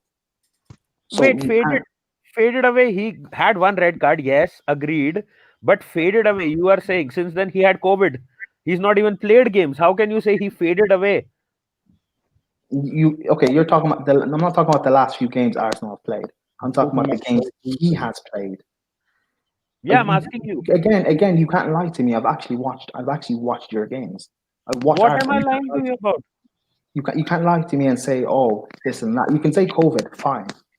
You hasn't had COVID all season. I've watched your games. I haven't been overly impressed. So, but you are saying that Maguire is better than Gabriel? Yes. I would rather have Maguire than Gabriel. I don't agree, but anyone else can. I've been watching Maguire for the past 3-4 seasons now. I know what he can do. Gabriel, from what I've seen from him, I'm not that impressed. At Leicester, he was a different player. I'm not even going to get into that. But at Manchester United, he has been one of the weak links. To be honest, before Bailly got injured, Bailly got injured, right? And I don't even think he's injured actually. I think he's available for the Liverpool game, right? That is probably the best partnership Manchester United have had in a while. Right? And like people go on about Maguire, and yeah, we take the piss about him. Even sometimes I've taken a bit about like 80 million for a fridge or whatever, right? When they've put a decent enough centre back behind him, you look at the stats, and I did this with ads, not last night, the night before. He's just as good as Gabriel. He's just as good. There's nothing between it. Even now, Manchester United fans are saying that Eric Bailly is the reason that they're keeping clean sheets and not conceding goals. Not Harry Maguire. Eric Bailly hasn't played every game this season. So can I just say, don't listen to what the fan base say, because like it's like when half the fan base compared like Partey to Kante or compared Partey to Kimmich or whatever, and I'm like, no, right? Half the fan base usually try and wind up, are usually saying things to wind up the other half, or usually saying things to wind up the other fan bases, right? I'm saying about the Manchester United fans. I'm not saying about any other clubs. The Manchester United, honest I'm Manchester talking about Man United fans. Like generally, they'll say something to wind up, say Liverpool fans. Man United fans don't rate Gabriel, or don't rate Maguire, but that doesn't mean anything to me. God, here we go. Ads is here. He can tell you. Again, okay, fine. Again, may I ask you, what is your point in all of it? If your point is that I should be less harsh with Arteta, no, I'm not going to be. Anyway, I've got a question. Stephen, before you do that, the reason why I'm not is because it's the same reason why I'm strict with Lampard, the same reason why I'm strict with players like Aubameyang and Werner and stuff like that. Because if you're this top quality, I expect more from you. That's why. So if you want me to be less harsh on Arteta, that means you are admitting to me Arteta is not as good as everyone says he is, which is fine for me. By the way, that is taking up most of the time. I'm trying to commentate as well, but right. Question here, right? Win what? Can Spurs fans even Charles? Right, and by the way, Charles, where are you, man? You now run off because I roasted your ass, right? Yeah, I gave you. Wait. Is it because no? He's run away because I gave him a caning. Listen, all I'm gonna say is, listen. I hope Arsenal get demolished today, but it's two very well-matched teams. I think Zaha and Benteke have been better than your forwards so far, but you know, Lacazette, he's been a clutch master. I wouldn't say that. I'd say it's been pretty even, to be honest. No. We've had our opportunities as well. Yeah, I say that, but when it came to actually taking a shot on, that's one more point added. Aubameyang hasn't taken any shots on in the first half. He has. Well, saved. Well, a really good effort save. He's taken a 3, and Aubameyang's had 1. That's poor. Apparently, he's a world class striker. So where's his world class striker? I'm not saying he's a world class striker at the minute. Well, your fan base say he is. So. Oh, will you stop saying that? This is what I get. The fan base say it. The fan base say it. Like, Stephen, I'm sure you've said it. Look, no. Look, yes. Like when he's not since this start of this season. I ain't. Yeah, but okay, cool. Then because I said this. Look, I'll say this now. Right? Fan base change your opinion on it. So he is top class. Will say that to you to wind you the hell up. It's not winding me. What's winding me up is you're not being truthful. You're saying that this season for what I've seen from him so far, how was that? Yeah, just because you see him at this moment, why are you not going to back your player and say he is still world class, but he's just going through a bad patch of form? So you're saying that he's a world class now. He's a world class finisher, not a world class striker. So he's top. Okay, sick. So if he's a world class finisher, but not a top class, Nitish, if he's not a world class finisher, then he must be at least a top class player, someone who's actually got. How many golden boots now? 1. And 2. How many goals has he scored in consecutive games since last season? This season, none. He has last season. No, last season, Nitish. Last season he was scoring for fun. We can't even compare that Aubameyang to this Aubameyang. So let's not downgrade. Let's not downgrade his overall quality and not just focus on his shooting. I know shooting is the most important part of his game, but if he's done that, won a golden boot and scored goals for fun, that must make him a top class player. Not world class, top class. As in you are for the caliber. Yeah, that's what everyone knows. Everyone knows he's just a world class finisher. He's never been a world class overall striker. So that where are these world class players in these games? Look, that's that is why when someone says Harry Kane is better than Aubameyang, I agree, because he has an overall play that Aubameyang never matched. Yeah, and even no. Do you know what? I used to argue that point, right? And I used to try and argue that point now. But the thing is, what I've seen this season is that instead of Aubameyang adapting his game, right, Kane he can now drop more deeper and assist Son as well as like get goals himself. So that's why I now can put my hands up and say Kane is better. Yeah, Aubameyang would get 10 assists in 3 seasons or 4 seasons. Harry Kane has them in 1 season. Can I just say something though? Spurs fans and Arsenal fans, listen, I'm sorry, but you're in no right to talk to Manchester United about how we're playing at the moment. Even I'm just putting that out there. I'm just putting that out there. All right. Why are we talking about Man United? Because Man United are a top team who are performing like a top team. Your team. Yeah, but I ain't talking about Man United. Okay, cool. I'm just saying you're in no position to talk about my team. We know that you have a better squad than us. That is not a doubt. But the thing is, what we were discussing earlier was about the centre back. Harry Maguire Hold on. Beyond the post. No, you didn't say Arsenal. United have a better squad than Arsenal. I did. I just did. No, you didn't. No, you didn't. Because you said to me that all Arsenal need is a Bruno-esque signing, and we can perform like United have. So clearly, you don't. He was the one who did better. No, we don't think United squad is better. All we need is a creative midfielder right now. Gav, nice to see you in the chat. So clearly, your United squad is not better than Arsenal's if you're only a player away. Why does being a player away keep us away from a title challenge? If we win more games, hang on. I'm sorry. I'm gonna have to stop. Sorry. Steven, I'm not sorry. No, my channel got to stop in it. We are not a player away from a title challenge. We are nowhere near. We're not even a player away from a top 4 challenge. Right? We are nowhere near yet. Stephen, you're the one who said Jack. No, but that's my point is, if you think you're signing away to do what United did, that means you think United squad is not much better than Arsenal squad. It's no. Yes or no? What I will say is United were down and they have climbed up the table. If we did not lose some of our closer games, we had more creative players up front because we were defensively looking good. Wait, we could have gone up the table as well. Look at the difference at the points table right now. If we had 1, 2, or 3 players at Arsenal, we could have been towards the Who's more? Okay, 1 second. Who's more creative? Okay, who's more creative? Rashford or Lacazette? Rashford.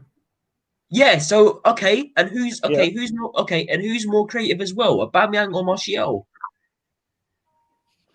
Martial is more creative. Okay, so you said but you just said there that Arsenal have more creativity up front. No, I said that if we had more creativity up front, we would have won 2 or 3 more games, and we could have been in the place where United is going towards. Oh yeah, I hear what you're saying, but Stephen, you're in no right to talk. You're the one who said Jack is world class. Shut up, lads. Right, stop. You're talking crap. I've never said Jack is world class. Oh god! Man. Right? No. I'm going to banter you because this is what happens. Yeah, this is what happens, Natish, as well. Yeah, when people come at us when we're in a bad situation. You guys are on a good you. Steven, 1 second. Listen, you are part of the Arsenal fan base. Oh, if you were to lose today, I have every right to have a go and say, Arsenal, you were not good today. I can banter you. I can make all the hillbilly jokes I want possible. That's football. Yes, you can. So I can banter you whenever I want. It's out. Like when Prime's team, when they beat us in the FA Cup, if I was active in this community, I'm sure he would have bantered me. But he doesn't need to. but most fans would have. It's just football. I'm gonna banter you no matter what.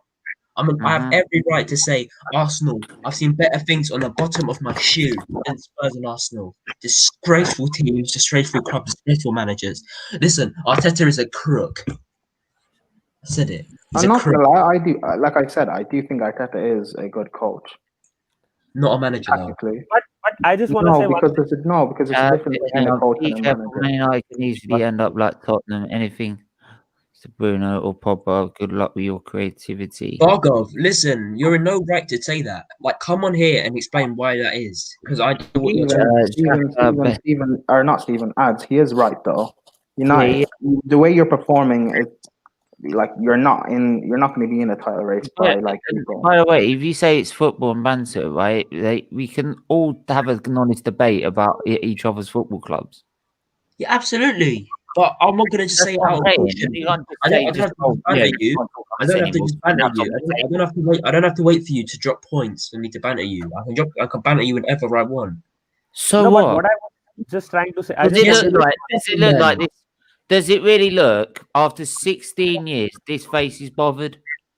Then why are you mad? Because the way you're going about it, I don't know why you're like having to rub it in so much, because I ain't bothered at all. Like, you can do it as much as you want. I ain't bothered. To you because he said no. Because I know I was laughing at the fact. What winds me up as well is you're trying to quote. You're trying to put in my You're trying to put in my mouth things that the other fans said. Interrupt me, Stephen. 1 second. Yeah, I will interrupt. The thing is, I laughed at the fact because Nitish said, I accidentally misheard him. I thought he said that Arsenal have more creativity than Man United. He didn't say that. I thought he did. And that's why. And then I went into the factor that they wouldn't, and because he said that obviously he said that they won. Listen, I don't care about. Sorry, can I just say, Zane, nice to have you on the channel. Great to see you support. How you doing?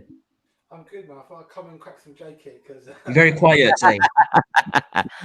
No, honestly, this channel also helps support Children's Liver Disease Foundation, as I've had 6 liver transplants myself. So thanks for coming on. Can you hear me now? Can I say one thing quickly? Yeah, go on. This is to all the people in the panel, right? How much gas are these Man United fans coming out with? You never heard of them a couple of weeks ago, and now suddenly they're like, the worse than your Arsenal fans, bro. I'm telling you, we need to stop this. We need to stop this in action. You know what I mean? Stop them gassing but I want to say one thing honestly to add. We lost games to Burnley. We lost to Leicester, which we dominated. If we had another player, I am saying again, we had a creative player at that point of time. We could have won 2 or 3 more games, and we would have been second right now. Just look at the table. That is what I was saying weeks ago. We could talk about weeks ago and how relevant Manchester United were. And I respect you as well. And I know what team support, especially. I know what team everyone supports here. But no way am I going to get told Man United haven't been relevant until up to now. They've always been relevant, and they always will be. That. I'm not getting into it. Ads. I said United. I said United will win the title this season if they got Jadon Sancho. So I'm not getting into it. Ads. All I want to say to you, right? Your man ain't got no receipts, man. It's like, at least with Klopp, he got to the final, didn't win it. The next season, what did he do? Win it. He then came second in the league. What did he do the next season? He won it, right? What has your manager done at the moment? He's got 3 semi-finals, which is bottled, and he couldn't get into the group stage with nearly 1 point, right? So how can you make so much gas? You're talking about potential. He's not actually done anything for you to have this much gas, and that's my issue. Where are you? What are you seeing that we're not seeing? Louis should know a lot about that, shouldn't he? Zane, have you? So I'm guessing you know who I am, right? I'm guessing. Yeah, I know you're a Man United fan, bruv. I know you are. Yeah, listen, respect to you anyway, man. I like what you. I like how you say how it is on the terrace, especially. Man, I respect it. I'm not Ollie in and I'm not Ollie out. The Ollie inners are the ones saying that Ollie's doing this and that, and he's gonna do this in the future. As a as someone who's not really. I wouldn't say I'm in the middle. I'm someone who say, because I personally believe if you're Ollie out, your Glazers in. Because any manager that comes in, they're gonna rifle it up and say to the fans basically, "Oh shit, yeah, we've got another manager here. We're gonna keep him locked and loaded. He's not having anything he wants." They're gonna prove they have control, and that's why I'm not Ollie out. But at the same time, why would I want him out if he's making progress? I hear what you're saying though about he hasn't really lined up anything when it came to tournaments. I hear what you're saying with that, but there are world-class managers like Jose Mourinho. And there are also top quality ones like LVG as well. And they've stepped in the role of manager at Manchester United. Big club, big managers. Have they done better than Ollie in the overall time that they were there? No. And my point is, if there is improvement, if there are improvements in the players, individual players as well, in the players at the positions that they play in as well, and their key positions as well, and they weren't performing under those managers, that's one thing. Two, to get us to the top of the table. That hasn't happened in how long? Like 8 years now, man. That's a massive improvement. And it's something Stephen, 1 second. And then I understand we haven't got through to a semi-final 4 times in a row. That is embarrassing, yes. We always say it's the manager, and because you look back at it, you say, yeah, the manager, he must have been responsible for it. Because you look back at it, you're not going to say, oh, yeah, the players are definitely bad in that performance. We've had chances in these games. The players haven't been clinical enough. And the manager, well, last time I had to hold him accountable for it because he didn't make the substitutions early enough. But I have to back him there and say, what's the point of bringing the subs on if your prime and top players aren't providing any spark of hope anyway? And we've seen it with Chelsea as well. They brought on Callum Hudson-Odoi, player they weren't meant to use because they brought in all this baggage for over 100 million, and they weren't being used to the top extent they were brought in for. And if there's no spark of hope with those players, why would you bring on a kid, someone who wasn't even meant to be used and worked into the system? Because we all thought Callum Hudson-Odoi isn't going to be part of it, and then as soon as he came on, there was a spark of hope. But if our players, that's not the case. We're not going to bring on someone like Andy Big who's been sitting on the bench. I know he wants to play, and I would personally play him. But if there's no spark of hope with the top players that you're meant to be starting, players who are better than the bench, can I just hang on before you respond to that, Zane? I just wanted to ask, because I always wanted your opinion at Arsenal at the minute and the situation they're in. How do you see it from a Liverpool point of view, honestly? Well, I've made a video about this. I just don't see any difference. Why did you get rid of Emery? Because at the moment, all right, he's won a cup, but can you see that much difference? All right, he's a little bit better in points per game, but I'm just thinking, is he the right person to spend the next 3-4 years on a project? Game is worse than what's his name? I mean, we only lost 3 games when he got the sack in that season. Yeah. So the question I've got is, I can't see any real step up in performance. Right? Didn't he have a massive, run of games where he didn't actually win or anything like that, right? So I'm just questioning, you get rid of Emery and he had loads of experience, right? You brought this new guy and he's got no real experience, but he won you a cup. And where he's performing this season, how many more years are you going to accept mediocrity? I don't understand. I'm annoyed with my team because we're at the top, and for us to lose those 3 or not win those 3 games recently and lose to Southampton, I'm annoyed because I don't accept that. I want to accept my team winning and maybe the odd loss or a draw after 10 games, not, do you know what I mean, 3 in a row or whatever where we're not winning. So how can I say that Arteta's made a big difference as a neutral fan or, someone who's not an Arsenal fan? I can't. I just think you lot are going to be doing the same thing for the next couple of years until you get a proper manager in who's got a real presence and philosophy to take the club forward. And who's going to come and sign for you guys? Let's be honest. You're just going to get Europa League players now, bruv. Who's going to come next season? Who actually is going to say, you know what? I want to play for Arsenal. You haven't got the manager. I originally said Benitez. So what would you say to that?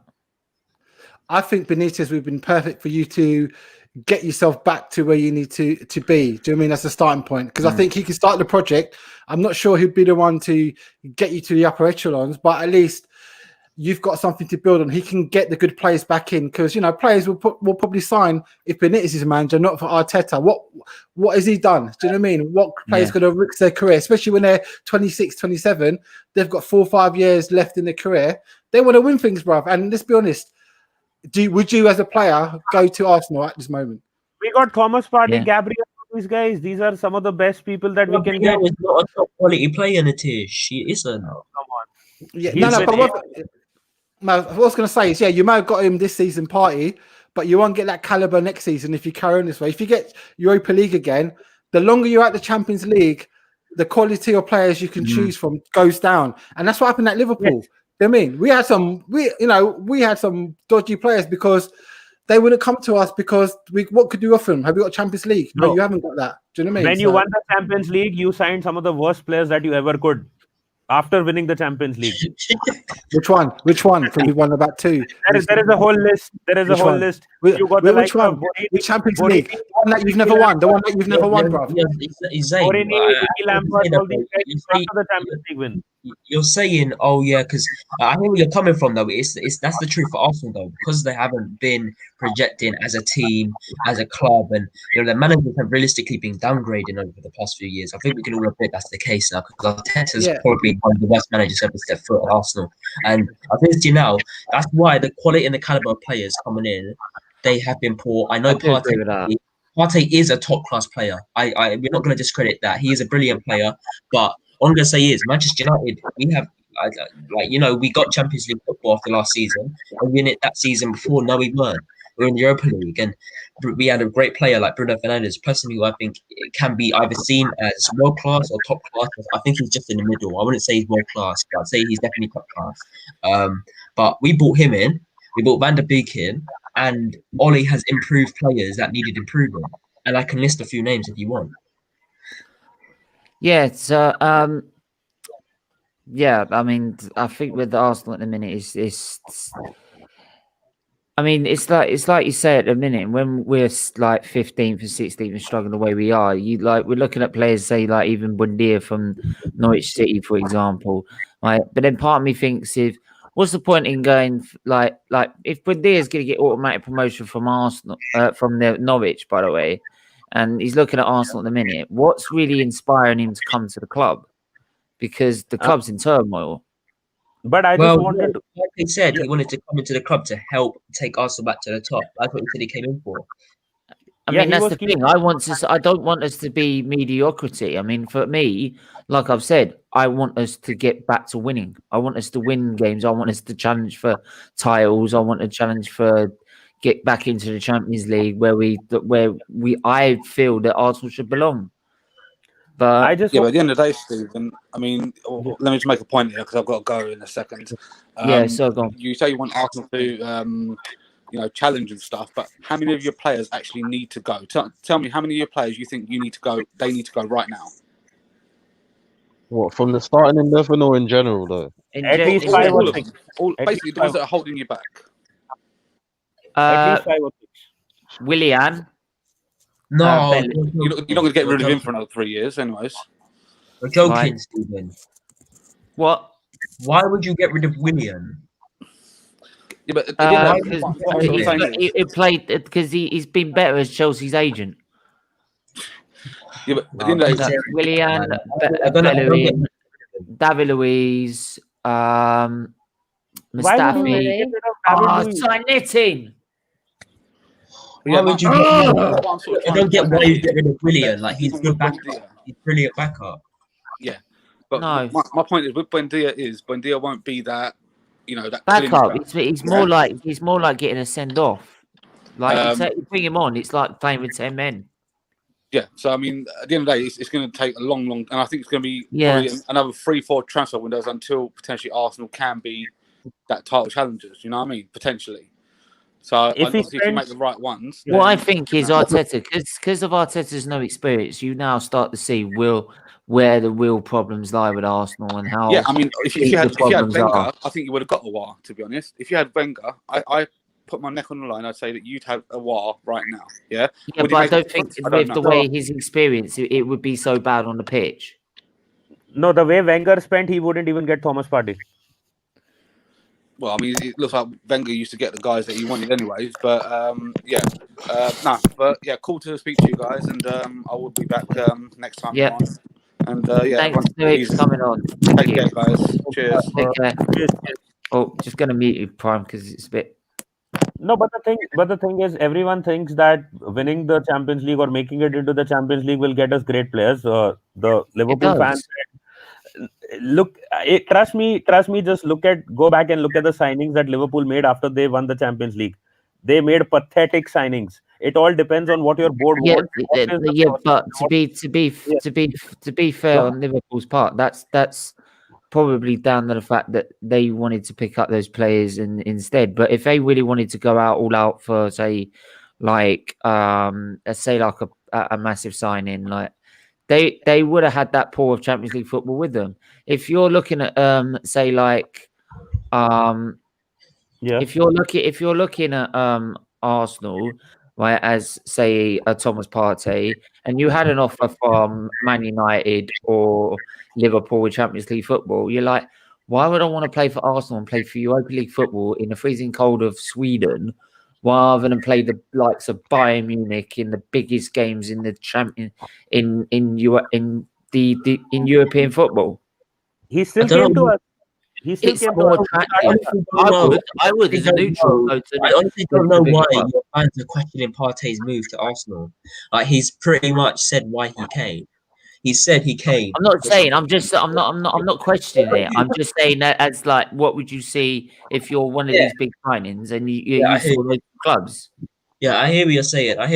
But I'm sure Partey, like he said he wanted to take Arsenal back to the top, and that's a quote. He came to take Arsenal back to the top. That's what he wanted to do. But how old is Partey again? 26? Something like that, yeah. 27, I think. Bro, this guy, he needs to get. I don't know. He's not match fit, is he?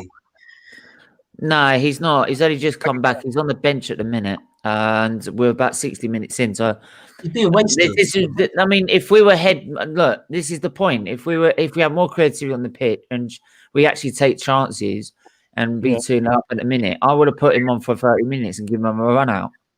And one more thing I just want to add, this is the same club that went for Granit Xhaka over N'Golo Kante.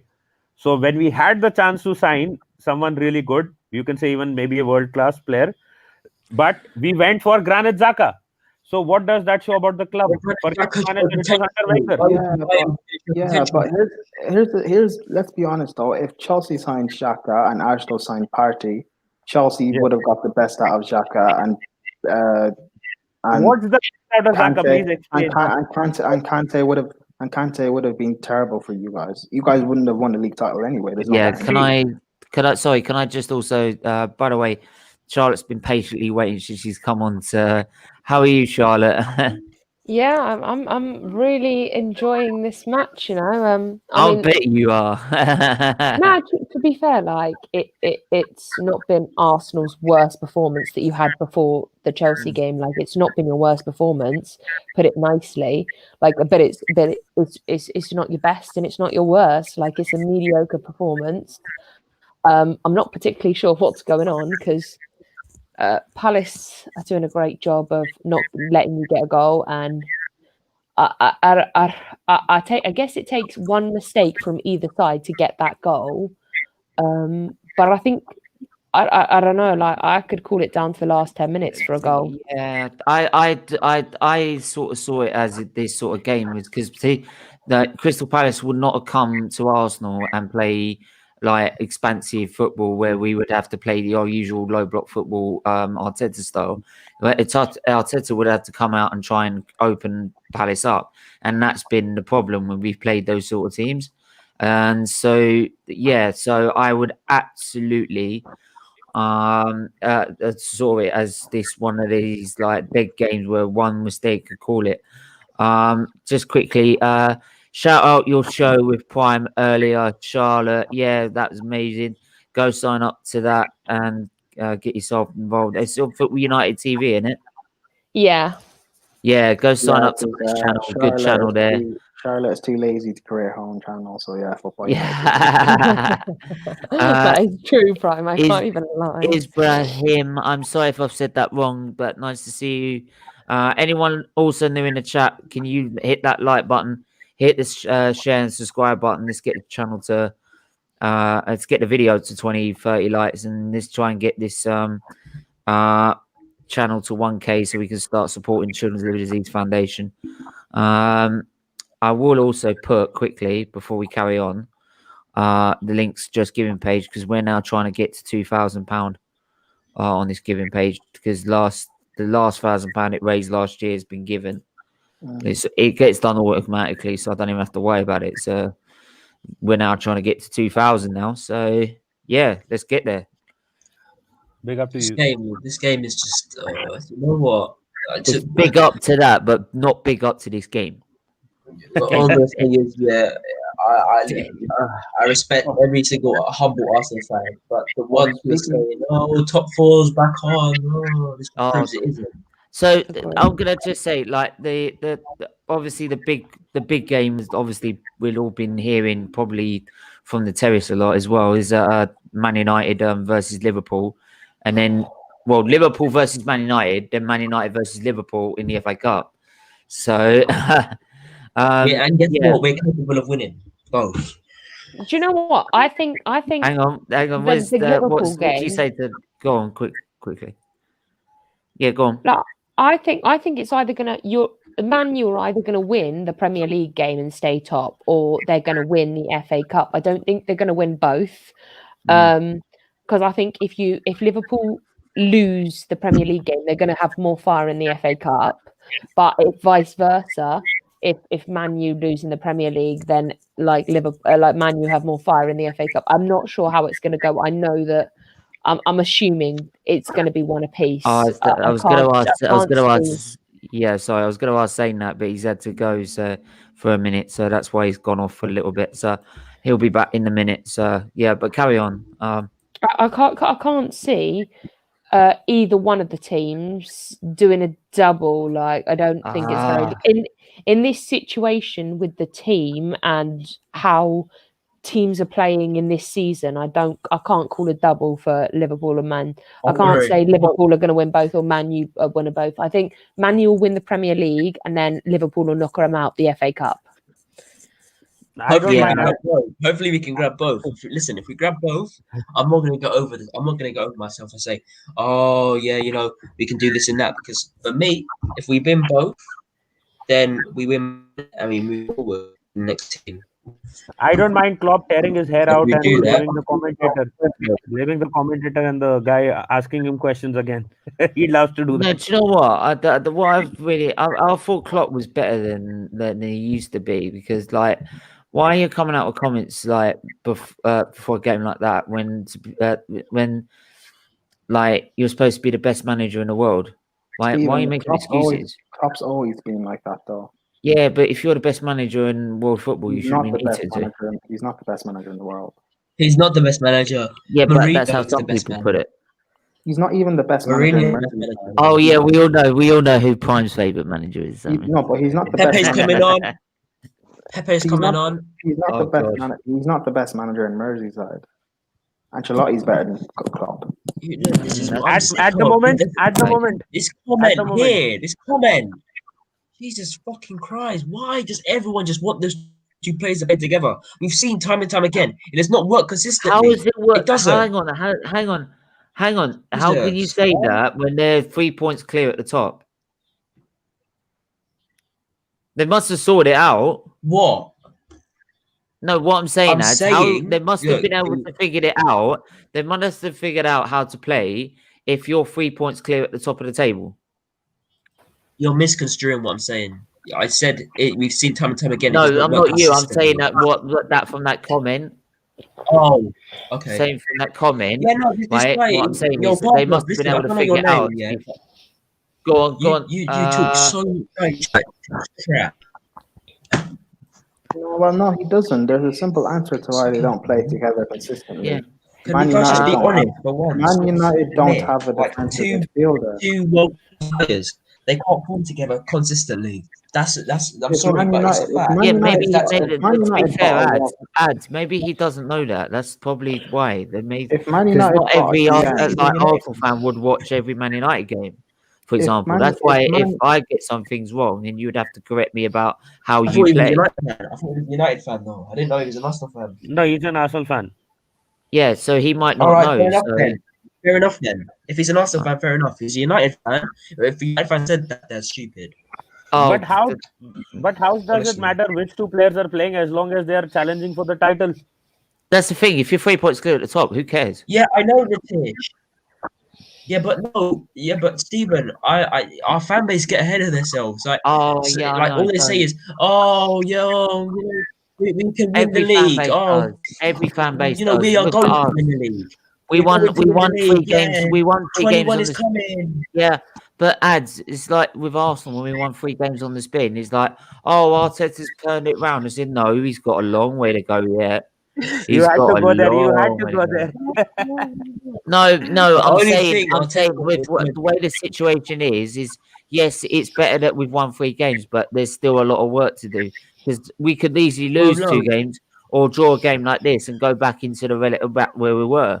Let me The only do thing one that's thing. going to happen, the only thing Arteta's going to be turning around is his I'll give him direction credit. towards the Don't get me wrong. Beyond the post, I give credit where it's due.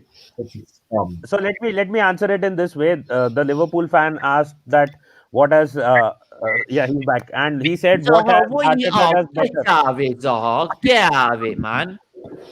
The What are thing you with doing, Emery for was God's sake? the thing with Emery was that he had lost the dressing room because he was not being respected. That is one. The club wasn't ready to give him his signings. That was 2. With Arteta, at least they have tried to do that and they have gotten some of the players that Arteta wanted. 3, the players respect him and they are playing for him still. If you have seen social media when the fan base was saying that we are not, the players are not playing for Arteta, You know what's they funny? came out. Emery didn't really lose the dressing room that much. It was your He fans. No, it No, was he your did. fans, Yeah. not just the players. He lost both. Can I He lost just- both. Yeah, can I just also? I was going back just earlier, but I only just noticed your private chat, Zane. We'll get talking about the Man United Liverpool game. We just wanted to get your thoughts on that. Quickly. No, that's fine. Do you know what's quite funny? Obviously, I was on the terrace with the Coppish boys. Yeah. And it's quite funny when it comes to the score prediction. Most people went for a draw, but I'm saying it with my chest. I'm going to back my team still 2-1. And I just think that Thiago is going to bring the X factor. I keep talking about him, but I'm keeping it real. And I'm going to back my team because I can't accept mediocrity, man. I can't, if we are the team that we're supposed to be, and we keep saying we are, we should slap down Man United. We did it to Tottenham. Okay.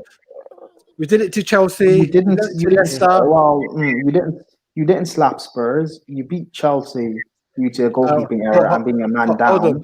You slapped Arsenal. Let's be honest. Arsenal don't count in this situation. Leicester. On Spurs, why did Jose come out publicly a week ago saying that ever since a Liverpool game they haven't been the same team and they've been having past 4 games after a Liverpool? You got to take what he says with a pinch of salt. To be honest. 1, Jose says things. You know how he does with mind games. 2, he didn't slap Spurs. You were lucky to win that game. You know that, yeah? Dagger in the heart, man. And all I'm going to say is that if that's the case, how come they pull Foley after Liverpool for the next couple of games? Well, to be fair, Zane, we've got one Spurs supporter says it's not your fault, it's the FA's fault, and they're going to win the quadruple. Yeah, well, Zane, it's Spurs. The Spurs shouldn't have the quality that Liverpool should have. Yeah, so them falling away should be expected. Yeah, the reason Spurs were dominating was Harry Kane and so on. When they stopped scoring, when they stopped performing as good as they were, things were going to go down. That's what has happened. Well, of course, everything goes up. Everything that goes up eventually will come down. I mean, look at Man United's side; it came down eventually. So before Ferguson left, so it's like with any sort of good side, once everything you win the league, it's then even harder to stay up there. Zane, that's why I'll give even more credit to Liverpool's team from last season. I'll give this season's team even more credit if they can beat Man United and they can beat the other potential contenders to the title this season, especially the way it's gone this season. Zane, are you telling me if Thiago picks up, say, a knock or something and he can't play, or say he plays the game but he has a terrible performance and Liverpool lose, then what happens next? That's all if muffs and bait maybe, right? All I'm saying is from what I've seen of Thiago, I've seen a bit of a change. The game hasn't played, obviously, so I'm asking. So if we lose, then obviously I'm going to be a bit annoyed because I'm just thinking at some point then, if we are supposed to be this elite club that everyone keeps making us out to be, surely we should be acting like an elite club and getting the defender we need if that's causing an issue and weakening our team for the season. You are a top team without a doubt. But one thing is there, that don't let the hype get to you because of one reason, that you haven't been signing enough players. You haven't been getting enough backup players for your squad. If your first team players get injured, there has been a decline in the performances of Liverpool from last season, from January till the end of the season. But because you were so good in the first half, you were anyways going to win the league, unless you really bottled it. This season, you have been better than what you were from last January until the end of the season, and credit goes there to you. But at the end of the day, you have seen so many players have been gone out because of injury, COVID, but your board and your management has not replaced enough. Now is the time where they actually step up and actually bring a centre back to say that we can sign more players as well. Joe, are you an Arsenal fan? Yes, I'm an Arsenal fan. Because you can't really be saying these things when you got to look at young club first. Do you get me? It's like, where are you coming from? Why does everything come back to Arsenal? Can I ask this? Can I ask this, Zane? Is that when I've been on the service and talked about the derby coming up, is that and the title contention? I know for Arsenal, we have if we want to talk about title contention, we got to turn the phone upside down, right? But in terms of the actual title contention, you've got obviously still Man City with their 2 games in hand, so they're still, you've got to count them in it as well. Is that I think for Man United, Liverpool, they're in the same boat in their defensive position where they've got to sign a centre back. And I've always felt this January transfer window, whoever does the business in the January transfer window could end up winning the league. I just want to add one thing before that. It has nothing to do with Arsenal. It's all about Liverpool that we're talking about. Okay, so what I say from a Liverpool point of view, yes, we do need a centre back because we haven't got any senior centre backs in the club, which people keep forgetting. Yet we're still running, near the top of the league and all that kind of stuff. Considering that, right? But I think hold on. Let me finish. Right, we've got a managing jargon where hopefully he can work out a way around it. He's tried his best to this point. Obviously, we're not top at the moment, but considering what he's had to work with this season, he's done okay. And now my thinking is that basically, if we don't sign the centre back, I think it'll be a lost opportunity for Liverpool because we really should, with our team and the manager, really try and go back to back, regardless of the injuries. Really, there are moments and cycles in football. Now's our turn, and I'll be extremely disappointed come in the Jan and there's nothing in there because basically, we're trying to play with one leg injured. Do you get me? That's how it's going to be, and I'm not crying about it, but that's the reality. Do you know what I mean? Yeah, I hear that. Not really. The way you're performing, the fact that you're still top, I expect this from you. When Van Dijk got injured, and I heard Liverpool fans moaning and complaining and saying we're out of the title race. No, I expect you to be where you are because if you really are one of the best teams in the Premier League history, and Klopp is really a world-class manager, I expect you guys to navigate through all these injuries. I will just add one thing to that is that had the other teams actually maintained their form, like how Chelsea was playing, Spurs were playing, and some of these other teams were playing, things could have been different. But unfortunately, those teams also add to the fact that they have been poor in the recent games, and that is what has also helped Liverpool stay up top. Do you know what? One thing I will say though, I'm not watching Man U. I'm watching Man City. Their run for the next 6 games on paper, they should. Why are you not watching Man U? Why are you not watching Man U though, Zane? Where's the evidence that you can last the whole season? It's all potential. This season potential. Hold on, potential. Yeah, but sick. You're saying you're watching City. Where are City? Where are Manchester United? I think you should be watching the teams closer to you. Ask me this question in about 3 weeks' time, and then we'll have that debate again. Because I'll tell you. No, you can't answer my question. City, I really do feel are the dark horses in it. I really do feel City have got a very good chance in this. I just want to say, I think they'll start watching Man United once you beat them. I don't watch. But people keep asking me, did I watch the Man United game? I'm thinking, why would I watch Man United versus Burnley? That's some dead football there, bro. Burnley. I struggle to watch my own team play against Burnley. Why am I going to watch Man U fans, Man United play? So why are you not watching? Why are you not watching United? Why are you watching City then? Because they've got the pedigree. They've run down, challenges before and maintained it, you know, for a prolonged period of time. Easy going 10 game streaks, and the number of games they've got at the moment. If you look at the fixture list, it's not hard, that fixture. They should be getting 18 points from all those games before they start before they meet us again. Do you know what I mean? So if you look at I'm not going to say you'd go to me. I have one more answer for you. I have just one answer for you. City has beaten Liverpool twice coming from behind and winning the title. So they need to be very more of City than you. Yeah, one second, Tish, all jokes aside, mate. Listen, all I'm going to say is, I understand where you're coming from, Zayn. I thought if I was in your spot, I'd be doing exactly the same thing. But you need to take down. You look at the table and someone asks you who's more of a threat, to Liverpool at the moment.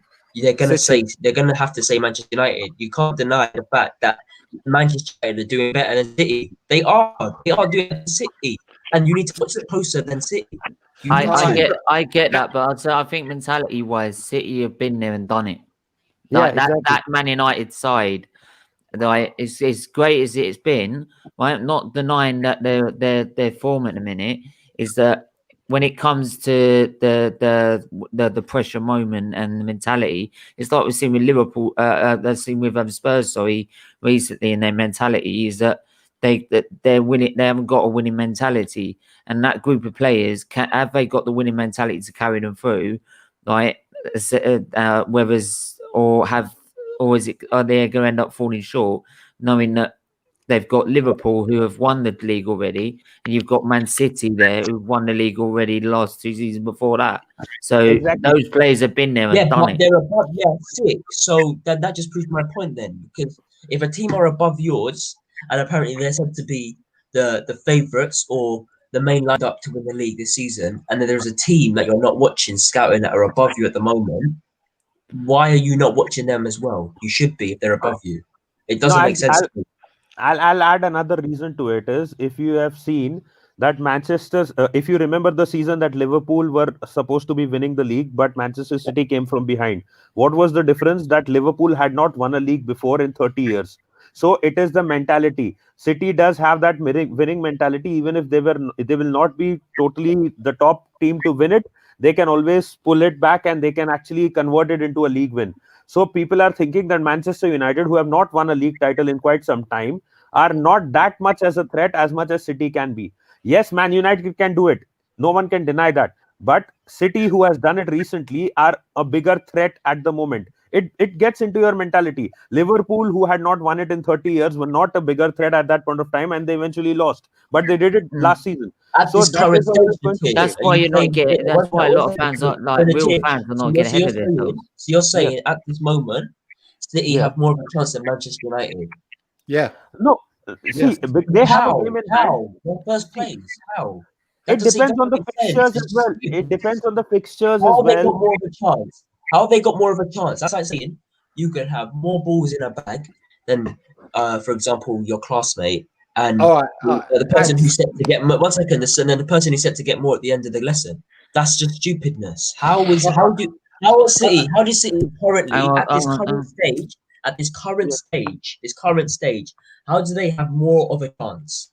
Answer that question. Just answer the question now. No. I'll give you an analogy, right, to explain it better, right? Everton at the start of the season. If you ask Everton after 3-4 games, they were top of the league, right? Whatever, right? At that point, you could say, it's the same argument. Where they're now. So you may be there now, but give it, 5-6 games from there. Let's see where you are. Do you know what I mean? Like Everton, they were top of the league at the start of the season. Where they're now. Tottenham were at the top of the league. Chelsea where they're now. Yeah, but John saying, but there's a lot of teams that have been top of the league, and where they're now. So you're there now. It's your turn now. But like I said, let's see where you are. Hang on, we're the top of the league at the start of the season. We all went down from here from there. So that's what I'm saying, Ad. You can't really you can't come back. Yeah, but I can know, because how we saying a team. 1 second, Atish. How we saying? I understand where you're coming from. I 110% hear where you're coming from. It's fair, yeah. But when a team is above you, and then you're saying that, you are second place and you still have more chance than them, that's fair enough, because I think the quality and the mentality at Liverpool is better than Man United's. In all fairness, it is. But at City, look at their positioning compared to ours. Who currently, at the moment, has more of a chance to win the league? City or Man United? Based on placement and based on placement and stats, who has more of an opportunity? Answer my question. Ajax, if they win their game in hand, they come to second place, 1 point behind United. You don't want to accept it. Don't accept Man United have more of a chance to City. No, it's not. It's not about hating or anything. No, tell me one thing. At the start of the season, when you saw Everton there, when you saw Aston Villa there at the top of the table, did you feel that these guys are going to win the league or challenge for the league? Okay, cool. But we said that about Leicester before they won the league. In the same season, we said that about them, and they won the league. Leicester were not on top. We were on top at that point. So you're basically admitting you're discrediting Man United's placement in the league. No. We were at top. We were on top of the league till the end of the year. I think I'm the only one who's saying it here, man. I'm the only one who's saying here. Like, how is no one hearing my point? I don't understand. Sorry, I've got to read this out. Avin, I haven't seen you in chat before. Nice to see. If you haven't subscribed already, please subscribe to SFeatleyTV, G&A TV as well. Latimus Prime's got his own channel as well. So yeah, give him a subscribe as well. Liverpool's defence is dead. They will fall off more. Liverpool are only where they are because of pre Van Dijk's injury. They are seriously poor away from home. Zane, what have you got to say to that? That is shots fired. That's not really. Do you know what I mean? It don't make half of that's not making sense, because if our defense is dead, why we got such a decent defensive record this season? It don't make any sense. Do you know what I mean? Straight away, that's facts. Do you know what I mean? We're not winning, but we're not good letting in bare goals, are we? And we're not even got a main centre back starting. The one that is busted all the time. Do you get me? So to be fair, it makes more sense than this. He says this every time. Do you know what? One thing I'll go back on and add to that. I know I can see where you're coming from, because you want that credit for where you are at the moment, right? But the thing I can't give you the credit for is that it keeps coming back to the same question. What has Ollie done at Man United? What has he won? What has he proved that he can get over the finishing line? He hasn't. So until he does it, it's all if but to maybe. Do you know what I mean? So. And when he does it, then fair enough. If you won a cup, if you got to a final, that's progress. But I'm telling you, I can't see where you're getting his gas from, because he's not done anything to justify it. I'm not getting gassed. I'm just asking a question. Like in this current moment, you look at the table. So basically, I'm to explain it to you. I don't know why I'm having to explain this, but the whole point of a board and a leaderboard is to provide stats as to why they're there. So if I were to look at it and I say, if I went to support, for example, if I just support Leeds, for example, I'd say, Liverpool, Manchester United, Everton and Spurs, them teams there, they have more of a chance, for example. Let's just say if Liverpool, if those 4 teams are still in the top 4, right? I'd say, them 4 teams, they definitely have more of a chance than the rest, because they're standing out at the top. That's the point I'm trying to make. It doesn't matter about what this manager's done here, what this manager's done there, because was a stage where Pep and Klopp didn't win anything, but they were still succeeding, and they made a resounding. They kept doing it time and time again, and that's the point I'm trying to make. This could be the start of something. I'm not getting gassed because listen, Zane, you know me, bro. 1 second, Atish. Zane, I'm sure you know me, bro. I run my own channel, and I say how it is, and I say all the Ollie inners, the ones who are saying 21 is definitely 110% coming. I don't agree with them, and the ones who are saying that Ollie doesn't deserve credit, they're the ones who I have to. They're the ones who I have to disagree with. But for me, if Ollie does win something this season, I'll be happy. That's progress made, like you said.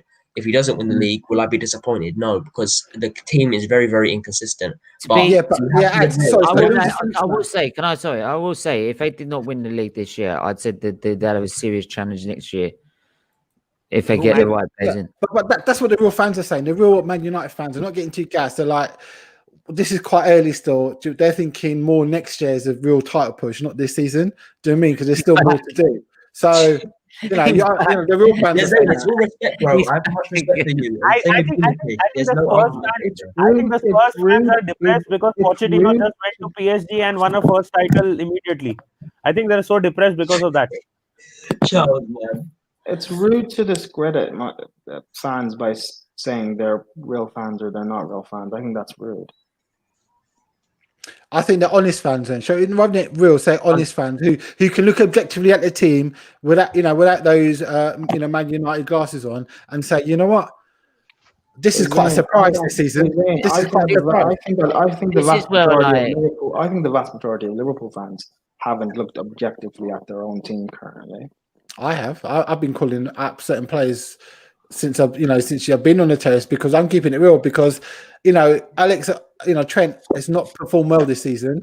Just because of what he's done the past couple of seasons, he gets some kind of credit. But from my point of view, there's a point where if you're not doing your job, someone's got to call it out. Do you know what I mean? Yeah, you give people a chance to get back in, but regardless of their credit in the bank, ultimately, that's why I keep saying I will not accept mediocrity. Do you know what I mean? And in the fact that a player is falling off his level, he's normally a 9 and he's busting a 6 or a 5 at the moment.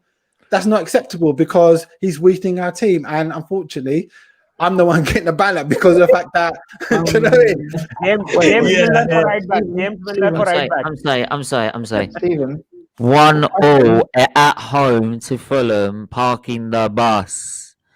Right? Come on. Well, you should probably go to Google and share that Pochettino image with that title.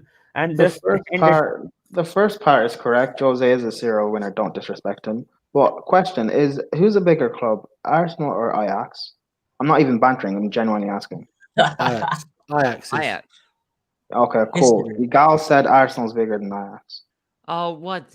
Someone sent me a clip. I love Igal to death, right? To be honest, no, like Igal, right? He's helped me out quite a bit in terms of certain things on his channel to make it more better, right? So I like Igal a lot, right? And his positivity, because I could be very positive and I have to be very positive in my life, but sometimes I just got to be real, and that's just no. Ajax are in the Champions League for starts. Right? They've won it. They've won it as well. Yeah. In terms of silverware and overall glory, Ajax is more bigger than Arsenal, but overall as a brand and a club, Arsenal has more value than Ajax right now. It has been the same, whether you agree to it or not. It is, in terms of obviously winning the Champions League, they have done it. We haven't. And you can say silverware and some of the things that they have done in Europe, you can say they are bigger in a way, but it depends. Again, it's perspective. Yeah, you're never going to. Arsenal will never win it. That depends. If Champions League goes on for another 100, 200 years, anyone can win it. No. Can I ask you a question about Arsenal, right? Because under Wenger, right, you had 20 attempts at winning the Champions League, right? 20 attempts, right? You kept going back to top four. The best you got was the final where you got slapped up. Do you get me, right? At least I give respect to Chelsea. They still won it when they were on top, right? Liverpool, we had a dead team in 2005. We played prime AC Milan. Do you get me? We had Kaka. You had I we still won that, right? So no one in Arsenal can keep disrespecting the Champions League. You just salty because you flopped out. I don't disrespect it, right? Anyone that wins the Champions League deserves every respect they get, right? Because I've seen how difficult it is to win, right? But yeah, I'm just spitting facts. That's why I'm here to do. Do you know what I mean? I'm not going to allow that kind of conversation and chat from an Arsenal fan. Regardless, respect you, but there's certain things you can't say like that. Do you know what I mean? What did I say? I said Ajax won it, and that is why they did a lot more in Champions League than we did. Listen, it doesn't matter though, because Ajax. It's because the thing is, right, for me, hang on, the comments are going Ajax currently they are a bigger club. Yeah. Overall, history-wise, I don't think they are personally. Exactly, that is what I just said. The Liverpool fans need to listen. That is the problem. Listen to you do not know about Ajax history if you think Arsenal are bigger than them. In branding-wise, branding-wise. Yes, they have done some great things. I'm not discrediting them for anything. That's what I mean. Wait, you say how much they get? Zane, you're rattled about Spurs. The size of the club, in the size of how much they get branded, not as a club. When it comes to branding, Arsenal stand out. But it doesn't. That doesn't really matter much because Spurs are branded, but they're not big. But I'm not saying Arsenal are a bigger club because of that. I don't think Arsenal are a bigger club. What I'm saying is, when it comes to branding, they are one of the biggest clubs in the world. Yeah, for now. I don't care about branding. Yeah, but it's great. Look, branding's great if you want to be a business that makes money, right? I don't want us to be a business that makes money. Right? Yeah, that's what I want to make. I'll go back to Natish's point about branding. I don't care about branding. I'd rather be a dead brand and win the wrong titles. guy, Stephen. You're telling the wrong guy. I was talking to Natish because you were saying about Natish. Yeah. I want to say something as well to Natish, right? Because boy, you're our next one, right? I'm sorry, right? But Arsenal, they're losing a generation of fans, bruv. The way you lot are playing now, when little kids are trying to pick a t-shirt, whatever, they ain't gonna be picking Arsenal. Give it a couple more years, man, because you lot become bad FC, bruv. So you know all this talk you're talking about, bruv. Do you know what I mean? You're gonna have that commercial power. Do you know what I mean? They're gonna all try. You know, Man City will get more foot fans than you, bruv, if you carry the way you are, and that's saying something. By the way, if apparently if this doesn't happen, this comment here, the FA is corrupt. You need to seriously. I'll tell Zayn what he said yesterday. You know what he said, Zayn? He said the reason why Tottenham are so unlucky is because the FA, the Premier League, UEFA, they've all been cheating them. That's what he said. That's why Tottenham can't win anything. You know what I'm saying? Man's delusional, bro. I'm telling you, man. He's always in everyone's chat. He's always in my fucking chat. No, the thing is, he won't come on the terrace because on a big chat like that because he may get roasted, right? He's asked to get roasted and gone. He never comes on the show, but he's always in the small channels like ours, like chat, like just talking shit. And I just want to add one thing that, as you said, that we are losing fans. Anyone who we're gonna do that show, by the way. Anyone who has been Kroenke out won't mind that if we lose a few fans who don't want to be Arsenal fans, and probably you can, I don't know, plastic, whatever you want to call them. But at the end of it all, we end up getting rid of the Kroenke. I tell you that now, he's a disgrace to football. Can you stop swearing on my channel, right? I don't want to hear that name. Stan Kroenke is a disgrace. I've seen better things on the bottom. No. 1-0 Crystal Palace. Let's go. What's the score in the game? It's not. It's 0-0. 1-0. Still. It's not 0-0. It's 1. It's 0-0. It's 0-0. Don't do this to me. Don't do fake scores because I'm not watching this. Look. Me and Prime are doing investigation with the doctors to see if Arsenal are the cause of all my health problems. Even I'm not investigating it. I know they're the reason. I know. That's why we're gonna have that. We just got to get the doctors to prove it. No, I've read do you know what I feel sorry for, right? I feel sorry for those dads, right? Mums and dads, right? Who forced their kid to become an Arsenal fan because they're getting violated at school now, bro. They're just battered. They're getting battered hard at school. Imagine that. You can't talk to me. Your team's dead, bro. Do you get me, man? Because at school, kids are ruthless, I got to see my team win a title. I'll take it now, right? I'll live with it, right? I know we're they're screwed for like ages, but I've got to see it. So yeah, come on. Liverpool fans were screwed for 30 years. They won the league finally. So no. The good thing is that we won some big boy trophies on the way. So yes, something you can't talk about. Yeah, he did win it. You can't talk about Champions League, bro. I keep telling you, man. You're Arsenal, man. As soon as you say Champions League, you need to be quiet, bro, and just say, yeah, fair play. I'm not talking about Champions League, but the league. I am. We won that when we didn't win the league for 30 years. Do you know what I mean? We won it twice.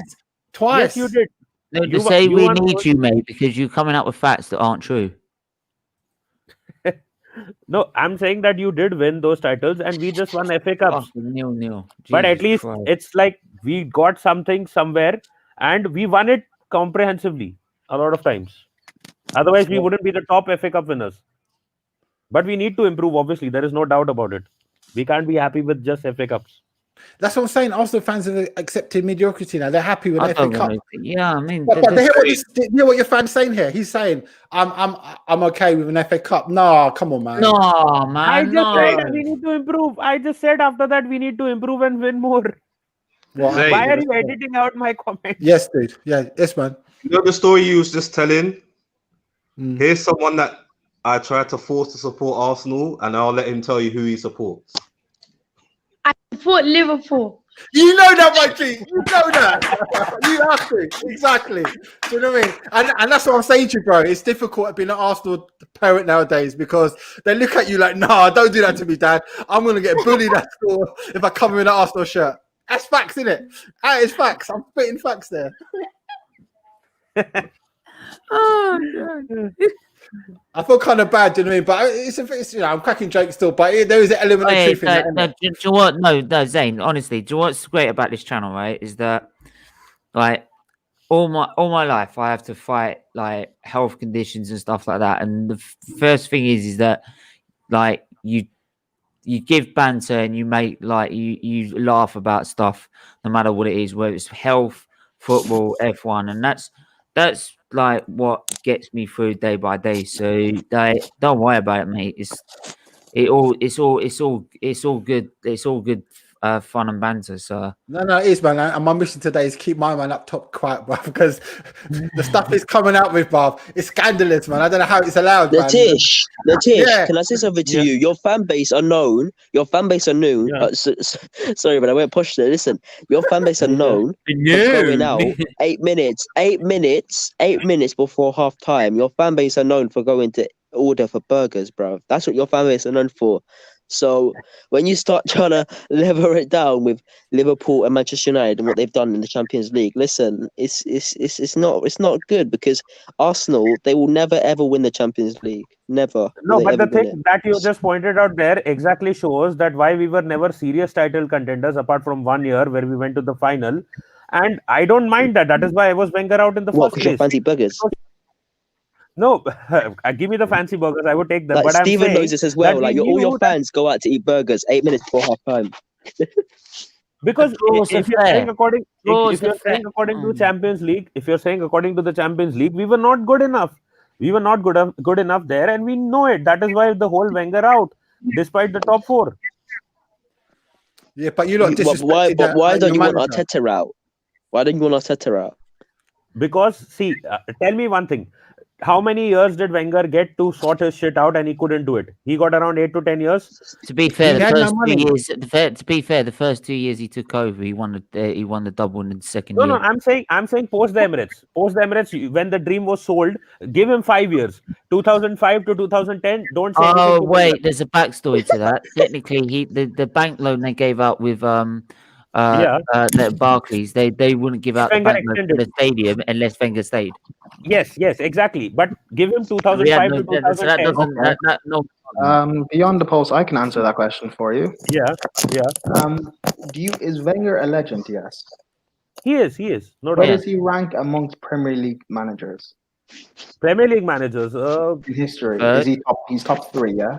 Definitely top 5. Currently, yes. But if Mourinho, Klopp, and these guys take over him, then obviously they can. Mourinho has already surpassed Wenger. He's third. So anyway, yeah, cool. So he's 3rd in Premier League history. So if the 3rd greatest manager in the Premier League could not sort out the mess in your club, what makes you think a novice in Arteta can do it? No, there were a few things. That one thing, Wenger did not try to sort it out in a way. He was happy with what was going. No, he was going with the flow at times. No, he wasn't. If he wanted to buy a player, you remember the season that we lost the title to Leicester? The club, Wenger had the choice of getting another backup striker. You didn't lose the title to Leicester. You weren't in the title. Come on, yeah. Whatever way you want to put it as, we were on top of the league. All we needed was a backup striker in January. You were not in the title race. We were in the title race. Please check that out. You know how I know you weren't in the title race? Because Arsenal fans mock Spurs by saying you finished 3rd in a 2-horse race. No, so you weren't in the title race. We were on the top of the table, and then people were trolling us that we will obviously fall down, and we did. But you know why? Because we needed a backup striker in January when Wenger had the chance, but he didn't go for it. He said, I will play Giroud, and we have Yaya Sonogo. Yes, we had another season there, which Steve has mentioned. We had a couple of chances, but he didn't go for the kill. What are you talking about? What are you talking? 2 seasons we were in the title race. Next level, you brought it. You brought the accent. What are you talking about, mate? Right? I don't understand. Like, I'm so lost. Like, you're saying you were in a title race, but your fans discredit what Tottenham do every single year, which is finish above you. So how is that fair? Look, I've already said I'd rather have my 6 transplants than do that. Wait, Ads. So finishing above Arsenal is a new title now? No. Listen, yeah, but your fans discredit it though. They do. Why do they discredit it? Based on what? If someone bottles the league, because it's a rivalry. I understand that. But personally, I hate Liverpool. But okay, I don't. It's not that I hate Liverpool because I respect their team.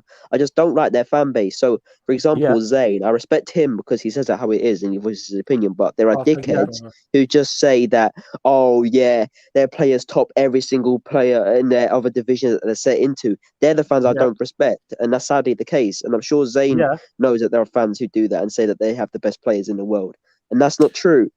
But for me, Van Dijk is the best centre back in the moment. Like when he's on form, he definitely is. He is for me personally. He is for me.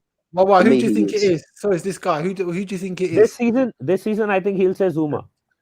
Well, the best centre back this season in the Prem, anyway. Not this season, no, of course not. But I think he has faded away a bit now. Well, no, I wouldn't say Zuma, but okay, the best centre back this season in the Prem. Yeah. It's got to be Diaz. No, Diaz, man. Thiago Silva and Diaz. If you're talking about the past 2-3 years, when everyone has been saying, what's his name? Van Dijk. Van Dijk. I would have said Ramos. I would have, but currently, I think Van Dijk is better. Even if I personally don't think so. But how about currently, as in this season or overall? What do you mean? Because this season Van Dijk has spent most of the time overall career. Yes, and I answered your question. Yeah. But, so you can't say much. You can't say much, man. Your defense is dead, bruv. Do you mean you've bloody signed Rob Holding and a long defense? Wait, our defense. No. Overall career. Hang on. Ramos is better than Van Dijk. I don't care. Hang on, Ads. Right, I've already said it like this with our defense. Our defense is like when a cheat is caught by his missus, right, cheating on him, like literally, and he can't have no defense over it. That's how bad our defense is. But you need to tell my man because there is no defense. The way he's talking about other defenders, he's back it up and saying that he's got one decent defender. They're all back up, man. You got one. The only time we have a decent defender is because he's not been played by how crap our defense is. Because he's I don't care what anyone said. I don't care what anyone says. Listen, Gabriel has nothing on a fit Bailey, and he has nothing on a Maguire. I don't want to hear any of it. I don't care. There's nothing on them. Gabriel is Gabriel is a farmer. He's a farmer. Zane, question: who's better, Gabriel or Maguire? Objectively, now, no bias. Objectively, I think Maguire at the moment because he's got that experience and Maguire. Situations. Thank you. So beyond the post, you're wrong. It's about Gabriel. Yeah. Oh, Maguire's done being clear with Gabriel, man. Come on. Yeah. See, I'm keeping it real. I'm a Liverpool fan. I'm going to bullshit. I'm not what you thought I was going to say, Gabriel. I can't. How can I, man? Man's a little young G still. He's learning the game. Look, Eric Bailey is better than Gabriel. I don't care. I don't care. Yeah, Bailey is decent, bro. He's making your team look decent. Since he's come back in, but he's like biscuits, like Matip, bro. He's Eric Bailey is a street fighter. He's a street fighter. You know what? Unpopular opinion. Pablo Mari is better than Gabriel. We can't add it for me with Pablo Mari. He's only been in the Premier League for a couple of games. I haven't judged him. That's the thing. He's only just been used very recently, right? Even last season, he was a few games. Gabriel played one game, and people called him the next. One game, and then you said Ruben Diaz is one of the best defenders in the league. What are you talking about, bro? I'm over gonna. Natish, listen, Gabriel is a farmer boy. He's like Luke Skywalker of the Premier League. No, he's a farmer. Bro, wait, what? Gabriel is a good Wait, don't disrespect Luke Skywalker. No, shush. I'm not disrespecting him. Shush. No, but then the fact is that Prime said that Ruben Diaz is one of the best defenders in the league, or the centre back. He's played as many games, or maybe one or two more games than Gabriel. He's not better than Maguire, though. He's not better. He's not better. But beyond the post, I don't think Diaz is one of the best centre backs in the Premier League. So, okay. You just said it. Yeah, because people say it. I don't think he is personally. Natish, where would you rank Harry Maguire? Is he top 5 or top 3? His problem is his pace. He gets turned around. What has that got to do with anything? What has that got to do with anything? You know why? That's just pure. Natish, that's pure that's why he looks good with Bailly. That's why he looks good with Bailly. Hold on. Yo, Stephen, get this guy off your chat. No, I'm not having that. I'm not having that. Do you rate beyond the post? Do you rate Koulibaly? Yeah, I do. I do. You rate He makes Koulibaly. way more mistakes than Koulibaly Maguire. get turns all the He makes time. mistakes. Yes, he does. So does that mean that I should stop rating him? He makes more mistakes than for me. No, so does that mean should I stop rating him? Natish, listen. You rate anyone. You're an Arsenal fan. You're not used to I've top class already gone over defenders. it. Like 2 days. Hold on. Guys, let Stephen talk. Let Stephen talk. Hang on. Hold the phone, right? Because like people that probably watched the awareness show like 2 days ago, we already had a debate about Gabriel and Maguire, and I went through the stats. We're not talking about them two. We're not talking about them. We're talking about Koulibaly. And the reason why Natish thinks he's good, the reason why Natish thinks he's world class, is because he's not used to anyone being good in the back of the line. Let Stephen finish. He had a good point there. Yeah, Stephen, but what I'm saying is at Arsenal at the minute, right? Yeah, Gabriel's doing well, right? Sorry, it was lagging. Sorry. He's on this like the some points of his game are great. Some points of Maguire's game is great, right? So it's a mix between the two, right? So it depends what sort of defender you're looking for. So at the minute, but when it comes to likes of Koulibaly, Arsenal shouldn't even be talking about him because we're not even going to get him, right? I think we Simple should. as that. Wait, have you guys? Sorry, I wasn't watching the stream. I was watching the game, innit? Go on. Will you, man? Have you talked about the game? No, because it was dead. Can I say something quickly? For me, Stephen, I'm sorry. I was lagging, bro. I didn't hear what you were trying to say. I was lagging, man. Sorry. So what I was gonna say was the game today. I feel like Arsenal, they had their little purple patch. They're back to Arsenal. Yeah. That's what it is for me. It's the thing we have patches in games. We don't have a complete performance. Yeah, for me. For me, And if we don't score in those patches, we're done. For me, when I look at players like a player like Smith Rowe today, he's a young player. Oh, don't ask Bellerin if we should have won. He'd probably say it's a fair result. I don't think Bellerin played badly today, to be honest. I don't think it was that bad. Yeah, but Stephen, but I'm sorry, but I have to keep going back to this. You're not okay. I'm not saying you, yeah, but your fan bases are the ones saying, "Oh yeah, but Bellerin, it's not just pace. He is a decent right back. He's not. He's absolute shit. He would not do a job at half of the clubs in the Premier League. He's not even." There's a reason Barcelona want him. Why is that then? Because he's actually good. Arsenal don't get the best out of anyone, so I can't really trust Arsenal fans in saying whether he's a good player or not. The thing with Bellerin is Arteta wants him to push forward and create more going front, and the midfielder who is there on the right hand side has to fill into that slot and defend like Xhaka does when Tierney pushes forward. I can't remember the last time he's tackled anyone. Hang on, but then whose fault? If he can't track back, whose fault's that? There is supposed to be a midfielder filling in that slot, and if he can't track back, as a right back, he should be able to track back as well. But unfortunately, when like in the game against Spurs, when he starts tracking back, Son's already gone down to the other end and scored the damn goal. But Stephen, if you know he can't track back, but he's being told to do that tactically, that's the manager's job for not. That's what I'm saying. That issue. No, with respect to the Son goal, he could have definitely put in a tackle. It was Bellerin. Natish, I don't remember the last time he's tackled anyone. I'm not even. No, I swear to God, and I'm very, very, very keen. Sorry, Bargav, nice to have you on. First time on the channel. Nice to see you. Yeah, give me your thoughts firstly on the game. And the game, and your thoughts on what we're talking about in a minute. I mean, for me, Zaha is like one of my favorite wingers to watch, but it was kind of a dead game. I mean, first half they had all the chances, more chances than the Tottenham and when they played Manchester United, and then I don't know, it was pretty much dead the second half. So the draw's kind of fair in that regard. Yeah. By the way, I've also put in the private chat my Twitter feed and Insta. So if you want to follow us on that, Zane, and that, then by all means, and you're welcome. Everyone's welcome to come back on the channel as usual. Even if like most of the time it's about Arsenal. But it's like I said, it's all come for banter and jokes. So yeah. Yeah, so it's come on, man. So what you saying about the game? Sorry, Stephen, it's full time now, right? I see you in your update, right?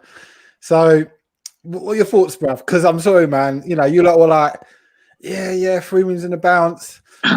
Is it because troops have gone back to New York, bro? Is that what it is? What is it? No, it's come back down to like we've come back down from the real world, right? And it's like, yeah, okay, nothing's changed here, has it? Tierney was missed today. Tierney was missed, really missed. He should have been there. The she's a kid, bro. He can't solve all your problems. Karen Tierney. He's a kid. He can't solve all your problems, bro. He only sorts one source. Listen, the thing is, right, I feel like I'm the only person. Okay, not the only person. One of the only people who actually know what set division is. He is a kid who plays in one set division. He is your left back. He's not going to be in set division of a winger. Someone who's meant to be pressing the ball forwards. He's a kid. He's already He's already pushing forward. He's already pushing forward more. Then he has to defend because your attack are wasteful and they don't take their chances. Sorry, Ads, I'm gonna have to cut in. I'm gonna have to cut in because my thoughts on the game is that I think Crystal Palace deserve a lot of credit. They were very effective in nullifying Arsenal and the way we wanted to play. They just let us come at us, and they knew we haven't got creativity to open them up playing two banks at four, and that's why when Palace broke and had their counter, they had more of the chances, and they had better of the chances, I feel. So in terms of that, that's why Arsenal had sort of no answer to breaking down Palace. So if you looked at it, to be honest, it either looked like Palace were going to draw 0-0 at Arsenal, or Palace were going to win. Because we just weren't going to score throughout the whole game. Stephen, real question for you, right? Yeah. When are you guys going to start criticising Aubameyang, because he's not been the same since no. Throughout that first half, before you came on that first half, I was literally losing my shit with him because he was doing nothing. And there were simple balls being played in the box. He wasn't playing them in. Right? Because Laka's been getting a lot of abuse, right? And Aubameyang don't get nothing. To be honest, I've been giving Laka credit. During those 4 games. Right, he's been really good, and I've praised him for upping his game. Right, but Aubameyang again has just been missing, absolutely missing again. He's a terrible player. Part of me now feels that probably maybe Ketch was right at the start of the season. We should have got rid of him. Yeah, no, exactly. And I don't any real Arsenal fan or tries to defend. Honest Arsenal fans would feel that no matter how much you love the player, no matter if you love Ozil or whatever, but no player is bigger than the club. We all love David Rocastle, but he was too injured to carry on, right? So that's why he went to Leeds. So it's the same thing, right? No player is bigger than the club. So if he's not playing well and he's not at that level, he's got to go. But he's on pace, man. He's on peas, bruv. So what are you gonna do now? He's not getting nowhere now. That's what Ozil's doing. Mum's like, no, allow this. I've got another 6 months with 7 mil. I honestly think that Arteta's trying to fit him into the system, and he's not fitting in the system. Your club's like a retirement club, bro. I'm not gonna lie, but yeah, just retire there, bro. Chelsea retirement centre, isn't it? Yeah. You're getting paid peas just to sit there and kick it, play Fortnite and team. Do you know what I mean? So we'll be getting the vaccine first because we're living in a care home. No, but that's the thing, though, right? Because I don't understand. You know, when you're not getting gas after the 3 wins, I'm just thinking. Again, where's it coming from? Do you get me? It's like, do you know what I mean? It's like, learn your lesson, keep your head down. When you've done something, after you've done something, then you can big up your chest and say things with your chest. Do you get me? I said beating Chelsea was great, but half of it was more Chelsea playing into their hands and not playing to their strengths, right? And then the other 2 games, West Brom should be beating them, right? I don't care that if we're not on form or not, we should be beating them. Brighton, we should be going there and beating them, right? No. So, but if you look at if on paper you should be doing that, right? If you want to be in the top 6, you should be going to Brighton and winning. So, yeah, and during those performances, it weren't complete performances. It was patches in games where we were getting in those patches goals and players stepping up. And it's like I said, these kids, yeah, you might have found 3 games where these kids have been like Smith Rowe and Martinelli have been absolutely potent, but at the end, they're not going to be the complete answer. They can't play every single game, and sadly, that's the case. Yeah, that's the thing. That's why I think that, sadly for me, I think all they say is, "Oh yeah, the kids," and you know what though, Lacazette, he's been your most underrated player this season. Yeah. See, for me, like he's had to take a lot of stick, and so you know what, it's fair play to him to actually start putting performances like he has done in, because like the amount of stick he's got is unreal. Yeah, but look at Chelsea, right? You can see from Chelsea last year where they had the youngsters in because they had to. They had some moments, but then ultimately, do you know what I mean? It was like hit and misses because you can't expect young G's to be consistent. Do you know what I mean? They learn that. They're going to way up and down, aren't they? So, yeah, exactly. So I just unless think you're Lionel Messi or Cristiano Ronaldo, then it's going to be you're going to be up and down like a yo-yo. No, but real talk though. Look at you lot now, right? I did a video right the other day on my channel where I said, "What does success look like for Arsenal?" Okay. And let's be real, you're not going to get 4th place if you're carrying on the way you're carrying on at the moment, right? So it's top 6 an improvement with Arteta. Where let's realistic. Europa League. Sorry, you ain't going to win that. There's too many stronger teams in there than you. Do you know what I mean? Man U, Leicester, they're all above you in the league. Benfica. You get me, right? So realistically, UEFA League is not realistic. You never know, you might happen, but I don't see that happening. So you've all you got left really is the FA Cup, right? Yeah. So actually, what happens after the FA Cup and you say you get knocked out of that, and what you got left, top 6, is that really gonna, allow you, because you got to catch 22 now, where you need to finish well to attract better players to improve the team. But if you don't finish higher, you can't get those players in. So then your team don't get any better. So then you're constantly struggling. Do you know what I mean? Because that's what happened to Spurs. Remember, ages they were just below the top 4. Then finally they broke into it. Do you know what I think is as well?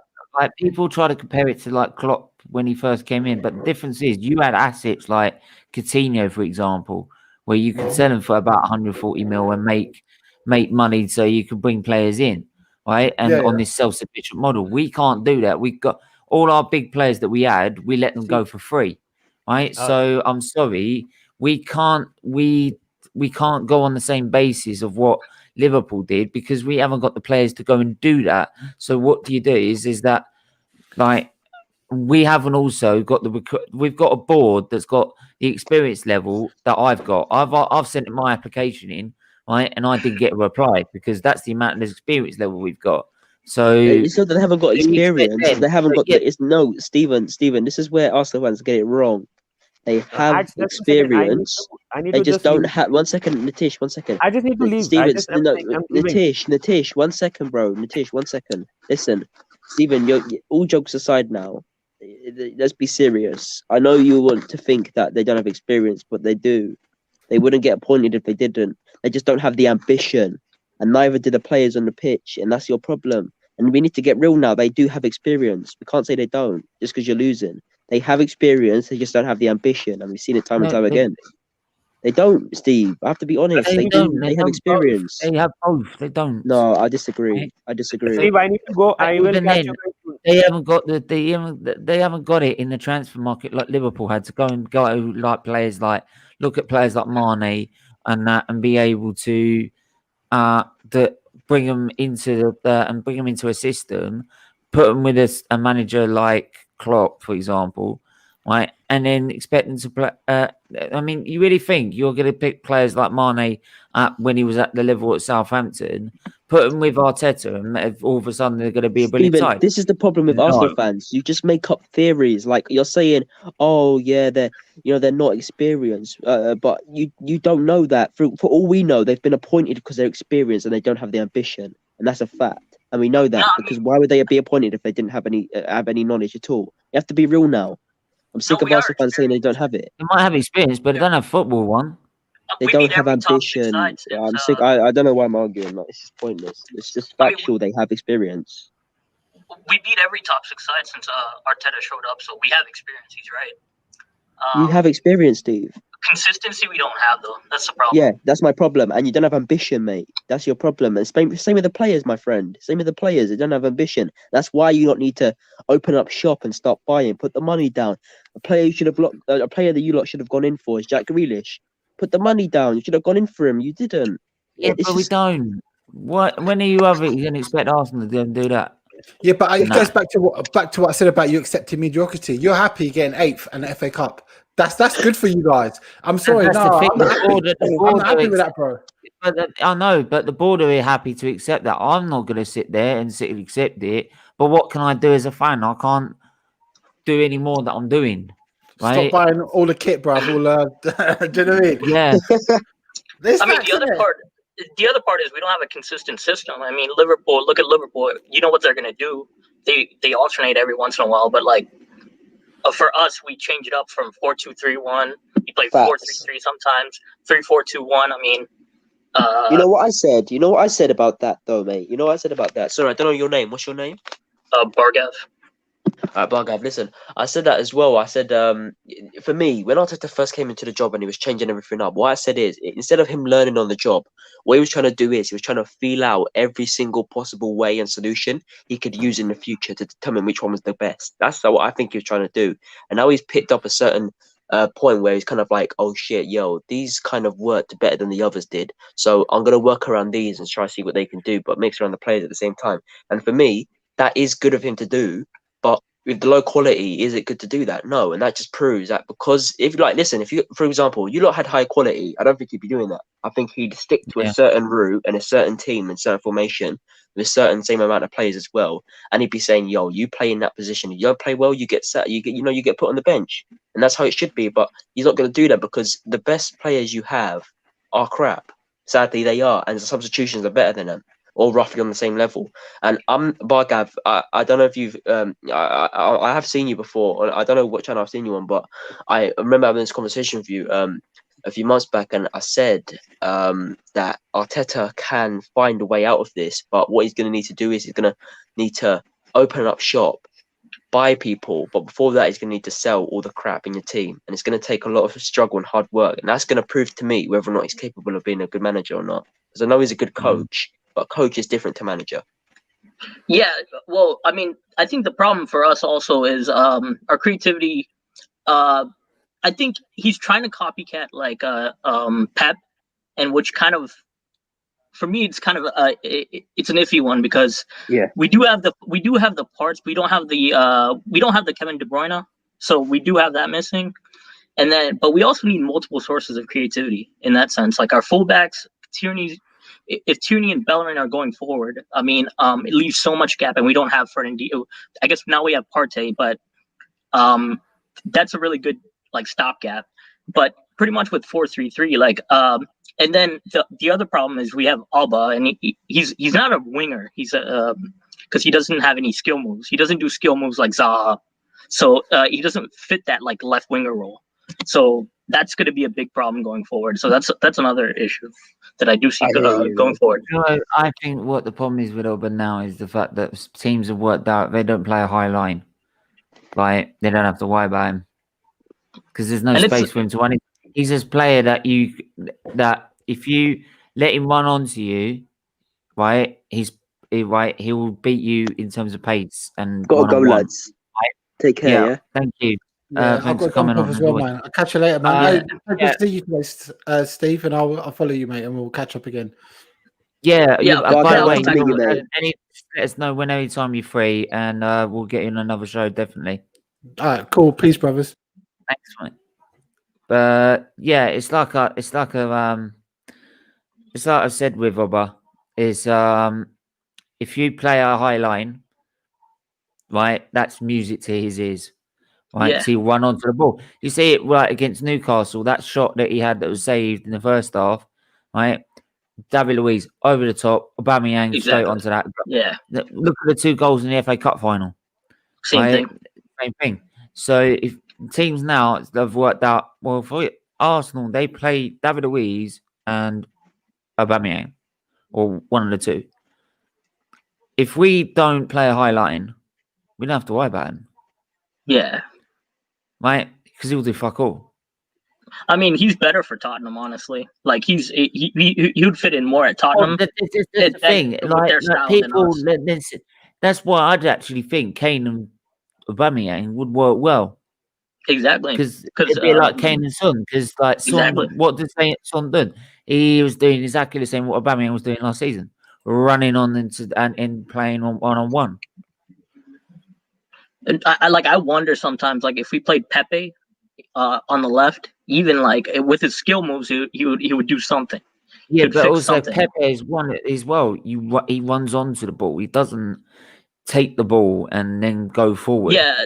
I think the problem it's not with a Laka where he can take the ball, build up the play, and move forward. He's one that runs on. And this is the thing with Pepe. Everyone goes, he's so overrated. He's this, he's that. I'm like, but we've never played to his strengths. No, I agree. We have him. He's had 3 managers in the time that we're here, right? And he's never played to their strengths at all.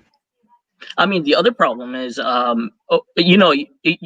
like 3 years ago when Emery got the job, right? We had 0 wingers, right? Now it was Ozil, Alba, and Laka. Then we added Pepe, and then now we're switching to the 4-3-3, which requires wingers. To be fair, we did have a Wobie. I do have to admit, we did have a Wobie. The Wobie, I give him his credit. He got a lot of abuse, right, and a lot of abuse, and I didn't like it as an Arsenal fan because most of the time it wasn't his fault. Right, they just picked on him. To be honest, for me, Zaha would have been like I really wanted Zaha. Well, yeah, like I mean, because he would like even today, like he does the same thing. I mean, he links up with Benteke, does so much. I mean, and he's really for me. I don't know. It's like weird. At that time, he was like the 4th best winger. I think. Like I mean, Salah, Mane. And then I guess Sterling and Sane. I think he was pretty equal to Sane. For me, I thought he was pretty equal to Sane, but just getting him would have been great. But I mean, our club, Yeah, it's like I said, is that Emery wanted Zaha and we wanted Pepe. And this is what I say when people say no experience on the board. What I mean by that is that they ain't got the experience to buy the players we need. Yeah. Right? To know what players we need. Like players that when I'm inexperienced, I mean, look at a player and said, oh, he runs onto the ball. He takes the ball. He does this. He does that. That's what I meant by experience. Like, they haven't got that nous to know that we need this player, this player, this player, this player. I mean, okay, so the everyone talks about the Ozil situation, right? When he signed, if you remember, like, huh? Don't swear on my channel. No, I'm not going to swear on it. But I've had 6 transplants. He's been more than me, man. Right? No. What I'm saying is, when he signed that contract, right, and it was like him, Laka, and like Alba, right? The board had to do one thing, right? Like they had to like get a manager who's actually going to use these parts, right? They got Emery. Pretty much, he came in and he's like, I'm running my own style. Right, and we invested all this money into these 3 players, right?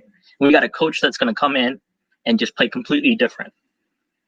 But then, I think what that tells me is that they didn't realize what coach they're getting.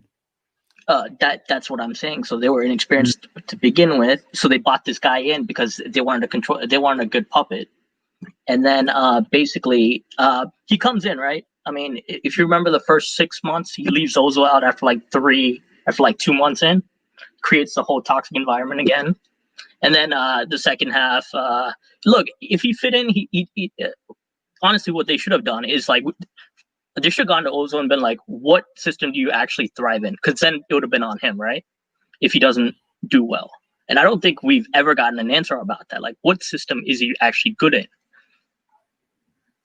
That's a great question. That's a great conundrum as well. Like no one ever. I mean, but over the years, what it was like the guy came in. He's like, yeah, Ozil doesn't fit the system. We're gonna leave him out. We're gonna take care of him in the summer. I mean, he just stayed. So, and that created a lot. I mean, that's the thing. He knew he could do that because the amount of wages he's on. Like he was on. I mean, and part of me didn't want to believe. Do you know what? Halfway through the season, part of me didn't want to believe that Obo would be the same, and I now feel it's the same. That was the disappointing part because, like, I also saw like Ozu declining in the sense like he stopped shooting. Like, he stopped shooting after he started playing with Emery. That was like one of my biggest issues with Ozil, like probably the only one. And then now, I mean, and then him and Alba barely linked up. But what he did well though is like, you know, you remember like the first like 6 or 7 months, Kolasinac and him like actually Kolasinac created everything. You got like Kolasinac open and then he would just like pass it in, get a lot of our goals that way. Like, another guy though. I mean, we had so many problems, man. The last 3 years. Like, I mean, if you think about it, we had Mkhitaryan. That was the thing. guy. Like, people's like, this is why now that, you know, when like you get like the gallery does transfer videos and stuff like that. Yeah. If I did a hot off the press show about Arsenal, at 7 PM, one, you never get any other club in during the news because it's a general football news. Yeah. Right? And two, we would be there till next week. Yeah. You know what I mean? It will be there. It'll be 7 o'clock the next week. We're still fucking talking about it. Shit. I mean, honestly, like, I mean, we have like 7 players personally, like the rest of them. The other thing that we should have done, I think, is like we have like some assets, right? Like the really young ones, like you know, Nelson. To be fair, honestly, this thing against you as well is that like I couldn't believe like Zayn turned up at the bottom, and I'm like, hang on, I'm not in contact with him. Where's he picked me from? I thought he must have been because like there was some like he must have spotted it on YouTube and United were giving it this, so he must have picked it up or something. But I was just gobsmacked. I'm like someone from like it was a regular panelist on the terrace has just come on. I'm like, holy shit. Am I getting that popular now? Jesus. No, congratulations. No, it's like I said, it's just to help out like charity that's kept me alive really with its research. Yeah. So you had like biliary atresia, right? Yeah. Yeah. Okay. And then I've had thrombosis or clotting issues, whatever you want to call it. Yeah, I mean, around the liver. The liver had a problem with the liver, to be honest. So it's just thrombosis around it has caused other transplants. But I've had so many procedures now that the problem I have, which I now have to have like one of these every 5 of these every week. Right. And I had one this today actually, so I need to get bed, to be honest.